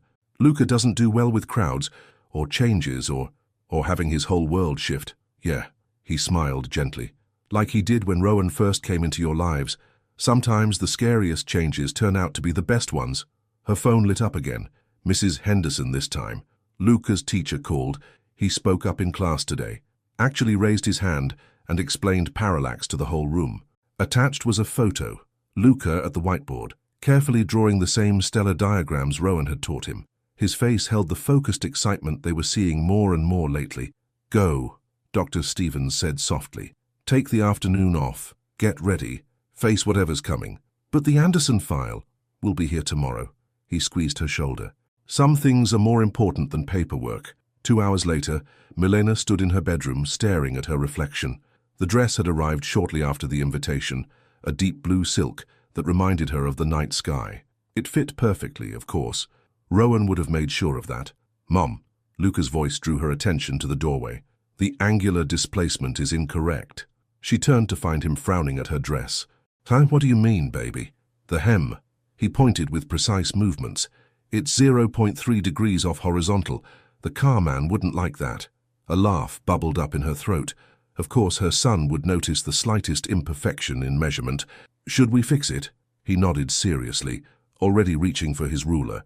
They spent the next 15 minutes adjusting the hem while Luca calculated exact angles. By the time Mrs. Henderson arrived to help them get ready, the dress was mathematically perfect. Look what else came, Mrs. Henderson said, holding up a garment bag. Inside was a small suit in Luca's favorite shade of blue, with subtle silver pinstripes that caught the light like stars. The measurements are exact, Luca observed, inspecting the seams, like the carman's rulers. Yes, baby, exactly like that. A text lit up her phone. Car will be there at 6:45. Everything's ready on the observation deck. You can do this, we can do this. At exactly 6:45, a sleek black car pulled up outside, but instead of a driver, it was Rowan who stepped out, wearing a tuxedo that made Milena's breath catch. The angles of your collar are precise, Luca informed him seriously. I measured them specially. Rowan knelt to Luca's level. I have something for you. He pulled out a small velvet box. Inside was a silver tie clip shaped like a constellation. It's Orion, your favorite. Luca's fingers traced the pattern with careful movements. The distances between stars are astronomically accurate. Of course they are. Rowan's voice was soft. I would never give you incorrect measurements. Something about those words, about the way he understood exactly what mattered to her son, made Milena's eyes fill with tears. Hey, he said, standing to face her. We don't have to do this. Yes, she whispered. We do. The drive to the hotel was quiet, filled with the soft sounds of Luca measuring his tie clip with a pocket ruler. Milena watched the city lights blur past, each one bringing them closer to a world she'd never thought she'd enter. There will be cameras, Rowan said finally. Reporters. My father's probably planned some kind of public statement. I know. We can still turn around. She reached for his hand. No, we can't. Because she understood now what he was really doing. This wasn't just about facing his family or the board. This was about claiming them, publicly and permanently, about drawing a line between his old life and whatever future they were building together. The hotel lobby was a sea of designer dresses and camera flashes. Milena felt Luca tense beside her as the noise and movement threatened to overwhelm him. Remember the deck, Rowan said quietly. Your telescope is already set up. We just have to get through the lobby. They moved through the crowd carefully, Rowan's hand steady on Luca's shoulder, guiding him through the chaos. Milena heard the whispers, saw the phones recording their progress. Tomorrow's headlines were already writing themselves. And then, cutting through the crowd like an Arctic wind, came Regina Ellison's voice. Rowan, a word. They turned to find his parents approaching, his mother elegant in diamonds, his father's face tight with barely controlled anger. Not now, Rowan said firmly. Yes, now. Lawrence Ellison stepped forward. Before you completely destroy everything we've built, everything you were meant to be. Luca's hands began to move faster, tracking invisible patterns in the air, his first sign of distress. Milena started to reach for him, but Rowan was already there, kneeling again to meet her son's eyes. Hey, he said softly. Want to know a secret about this room? Luca's fingers stilled slightly. Look up. Rowan pointed to the grand chandelier. See how the crystals are arranged. It's the same pattern as the Pleiades cluster. 7 points of light, with exactly 60 degrees of separation. Slowly, Luca's gaze lifted to the ceiling. His breathing steadied as he began to calculate angles, finding order in the chaos. This is exactly what we mean, Regina hissed. You're the heir to a corporate empire, and you're on your knees talking about star patterns. No, Rowan said, still focused on Luca. I'm on my knees talking to my family. The word fell like a stone into silence. Around them, phones recorded every moment, every word. You don't mean that, Lawrence said quietly. You can't. Actually, Dad, I do. Rowan stood, keeping one hand gentle on Luca's shoulder. And tonight, in front of the board and all your carefully chosen witnesses, I'm going to explain exactly why. Milner watched the emotions play across his parents' faces. Shock, anger, calculation. She saw the moment they realized how many phones were recording, how public this confrontation had become. Perhaps, Regina said finally, her social mask slipping back into place, we should continue this discussion privately. No, Rowan's voice was firm. No more private discussions, no more negotiations, no more trying to buy or threaten what matters most to me. He looked at Milena, then at Luca, who was still calculating chandelier angles. Now this is my family now, my future, my choice. Lawrence stepped forward, his voice low and dangerous. If you do this, if you throw away everything we've built, don't expect to ever come back. I'm not throwing anything away. Rowan smiled slightly. I'm building something better, something real. He squeezed Luca's shoulder gently. Ready to see your telescope, buddy? Luca nodded, his calculations complete. The chandelier is 0.02 degrees off center. We'll send them a strongly worded letter about their measurements, Rowan promised, making Milena's heart squeeze with love for them both. As they walked away, leaving his parents surrounded by whispers and camera phones, Rowan reached for Milena's hand. Thank you, he whispered, for trusting me with this, with everything.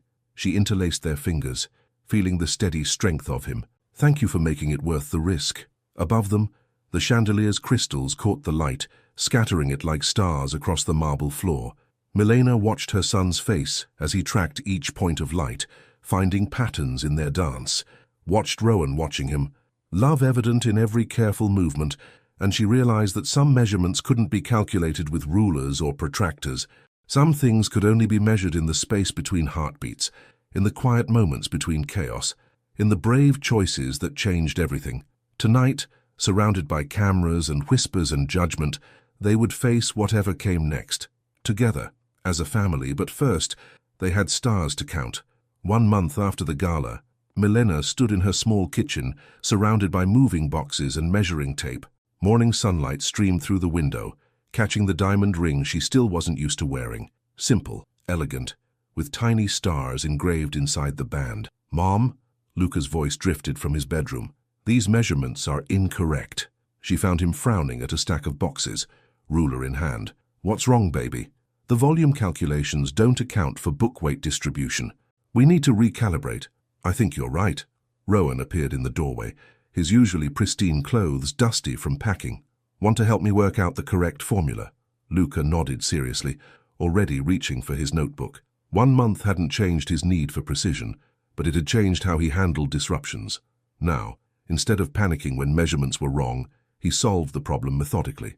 Together, Milena watched them bend over the calculations, Rowan patient and focused, as Luca explained his theories about mass distribution. The sight still made her heart squeeze. This powerful CEO, who'd walked away from his empire to sit on bedroom floors and measure moving boxes. Her phone buzzed. A text from Dr. Stevens. Everything okay with the move? Need any help? We're good, she typed back. Luca's supervising the box measurements. Of course he is. Oh, and the board position paperwork came through. Congratulations, Director of Patient Services. She smiled, remembering his face when he'd offered her the promotion. We need someone who understands both healthcare and special needs families, he'd said. Someone who can help us serve patients like Luca better. The sound of footsteps on the stairs made her look up. Mrs. Henderson appeared, carrying a casserole dish. Thought you could use lunch. How's the packing going? Ask the geometry team, Milena laughed. gesturing to where Rowan and Luca were now measuring box corners with digital protractors. "Still can't believe you're leaving me." Mrs. Henderson's eyes misted slightly. "Who's going to bring me late-night coffee and tell me about constellations?" "We're only moving 10 minutes away," Milena reminded her. "And you're still our official backup childcare, unless you're too busy with that new grandbaby coming." "Never too busy for my favorite boys." She set down the casserole. "Though I suppose they have each other now." They did. The thought still amazed Milena, how naturally Rowan had fit himself into their lives, how completely he'd embraced their routines and requirements. He'd found a house that perfectly balanced everyone's needs, close enough to keep Luca's school and therapy schedule, with a dedicated observatory room and a kitchen designed for their Thursday pizza-making traditions. "Mom," Luca appeared beside her, clutching his notebook. "We solved the volume distribution equation, but we need more boxes. Exactly 3 more, with reinforced corners." "Already got them." Rowan held up his phone. "They'll be here in 27 minutes. I ordered the same brand as the others, same dimensions." Luca's shoulders relaxed at this confirmation of consistency. "Good. Then we can maintain optimal stack alignment." "Speaking of alignment," Rowan said carefully, "I was thinking about dinner tonight, since it's Thursday." "Pizza night," Luca finished. "But the kitchen is packed." "True. But remember that Italian restaurant? The quiet one with the precise measurements?" Milena held her breath. They hadn't been back to Marco's since their first date, hadn't tested Luca with that kind of change. "The one with the living wall?" Luca asked. "Where the owner's son likes patterns?" "That's right. Marco asked about you. Said his son wants to show you their new geometric herb garden." Luca considered this, fingers moving in familiar patterns. "What time?" 6:15, Rowan said. "Same as always. And we can measure the herb patterns. Brought my special ruler just for that." Milena watched the conversation with tears threatening. A year ago, this kind of deviation from routine would have been impossible, but Rowan had taught them both that some changes could be beautiful, if measured carefully enough. "Okay," Luca decided, "but we need to finish the box calculations first." "Deal." Rowan's smile was gentle. "So I want to help me measure the moving truck capacity while your mum takes a break." Milena started to protest, but Mrs. Henderson touched her arm. "Let them handle it. Come have tea with me, one last time in my kitchen." An hour later, sitting in Mrs. Henderson's familiar apartment, Milena watched through the window as Rowan and Luca calculated truck dimensions. Her son's movements were excited, engaged, as he explained something about cubic feet and load distribution. "Yes, you know," Mrs. Henderson said softly, "I used to worry about you two. A single mum working herself to exhaustion, a special little boy who needed so much. But now," she smiled, "now I just see a family, complete." "I was so scared," Milena admitted, "of letting someone in, of disrupting Luca's world, of hoping." And now, before she could answer, a commotion outside drew their attention. A sleek black car had pulled into the parking lot, one Milena recognized. Regina Ellison stepped out, looking as elegant as ever. But something was different about her posture, less rigid somehow. She carried a large package wrapped in silver paper. Through the window, Milena watched Rowan step protectively in front of Luca, but Regina held up her hands in a gesture of peace. "I should go down," Milena said, standing. "Want backup?" "No. We need to handle this ourselves."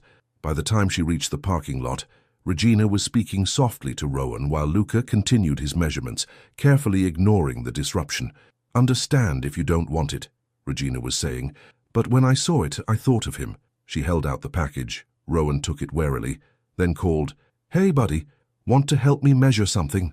Luca looked up, assessed the situation, then approached with his ruler ready.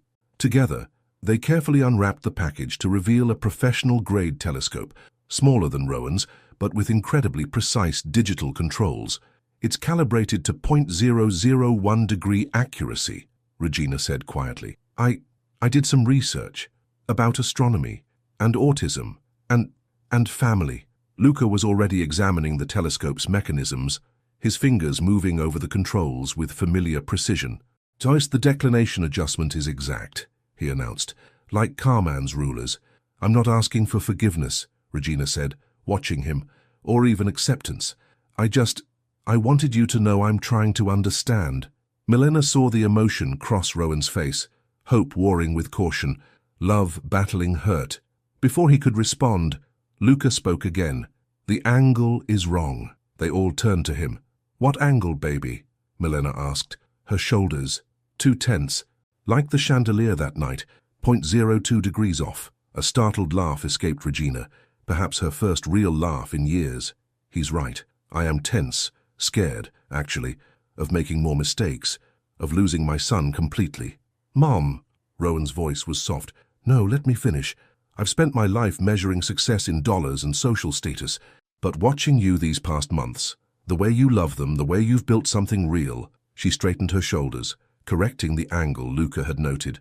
I'd like to learn your kind of measurements, if you'll teach me. Milena held her breath, watching Rowan struggle with the weight of history and hope. But it was Luca who answered. We have pizza tonight, at the restaurant with the herb garden. 6:15. He didn't look up from the telescope. The measurements there are usually accurate. The invitation, delivered in his precise, matter-of-fact way, brought tears to Regina's eyes. I would like that, very much. But no diamonds, he added firmly. They refract light, disrupt astronomical observations. This time, Regina's laugh was real and warm. I promise. No diamonds. She turned to Milena. And no more interference. No more judgment. Just a chance to learn. To be part of this, however you'll let me.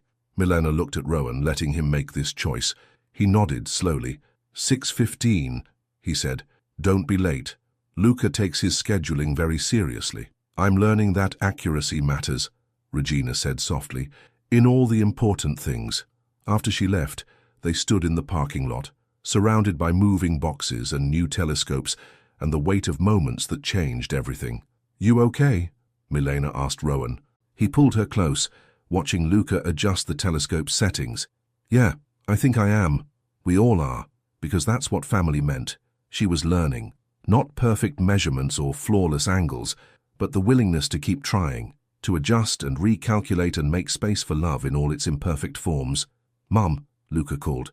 The moving truck's volume coefficients need revision. Coming, baby. She squeezed Rowan's hand. Far ready to do some measuring. His smile was as bright as the stars they'd learned to count together, always.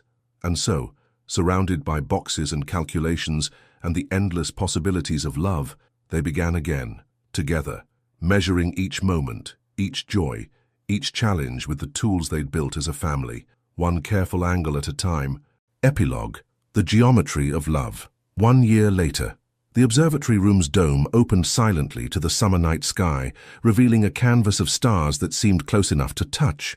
Luca stood at his telescope, the one Regina had given him, now upgraded with even more precise digital controls, carefully adjusting the coordinates. 0.003 degrees west, he announced. The alignment is optimal, perfect timing. Rowan entered with 3 hot chocolates on a tray, each mug measured to exactly the same level. Your mum's on her way up. You ready to show her? Luca nodded, double-checking his calculations in the notebook that now contained a year's worth of astronomical observations. His hands moved with confidence as he made final adjustments, no longer needing anyone to verify his measurements. Footsteps on the stairs announced Milena's arrival. She'd changed out of her clinic director's suit into comfortable clothes, her engagement ring catching starlight as she accepted her hot chocolate. Sorry I'm late, she said. Board meeting ran over. You're not late, Luca corrected without looking up from his telescope. Asked 9.7 minutes until optimal viewing angle. He's been tracking the convergence for weeks, Rowan explained, sliding an arm around her waist. Wouldn't even tell me what he's found. They waited in comfortable silence while Luca completed his preparations. Through the observatory's windows, they could see the lights of their neighborhood, the garden where they still made Thursday night pizzas, the path to Mrs. Henderson's new house just 2 streets over. They're ready, Luca announced finally. Mom first. Milena approached the telescope, following his precise instructions for eye position and focus. Through the lens, she saw a cluster of stars arranged in an unfamiliar pattern. What am I looking at, baby? A new constellation. His voice held the excitement that now came more frequently, more naturally. I discovered it 3 weeks ago. Been calculating its position every night. He's been very secretive about it, Rowan added. Wouldn't even let his grandmother help with the measurements when she visited yesterday. The mention of Regina brought a smile to Milena's face. The weekly dinners with Rowan's mother had become surprisingly pleasant, filled with stories and star charts, and Regina's earnest attempts to understand their world. Look at the star pattern, Luca directed. What do you see? Milena adjusted the focus slightly. The stars seem to form a shape. Is that a heart? Luca confirmed. But not a standard symmetrical heart. This one's real, imperfect. Like the car man says, love should be. Tears filled Milena's eyes as she straightened. Oh, baby.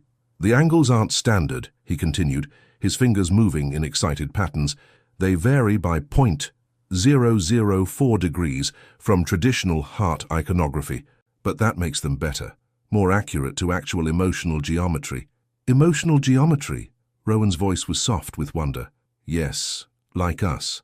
Luca made a minor adjustment to the telescope's position.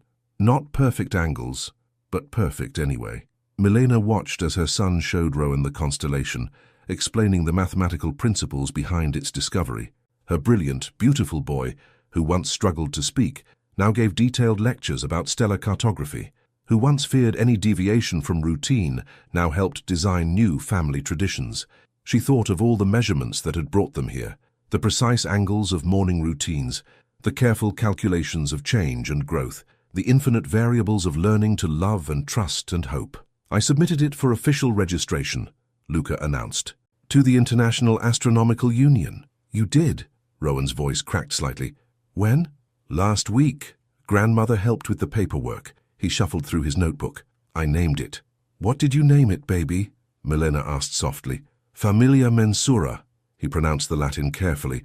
It means family of measurements, Rowan translated, his eyes shining. Yes. Luca turned back to his telescope.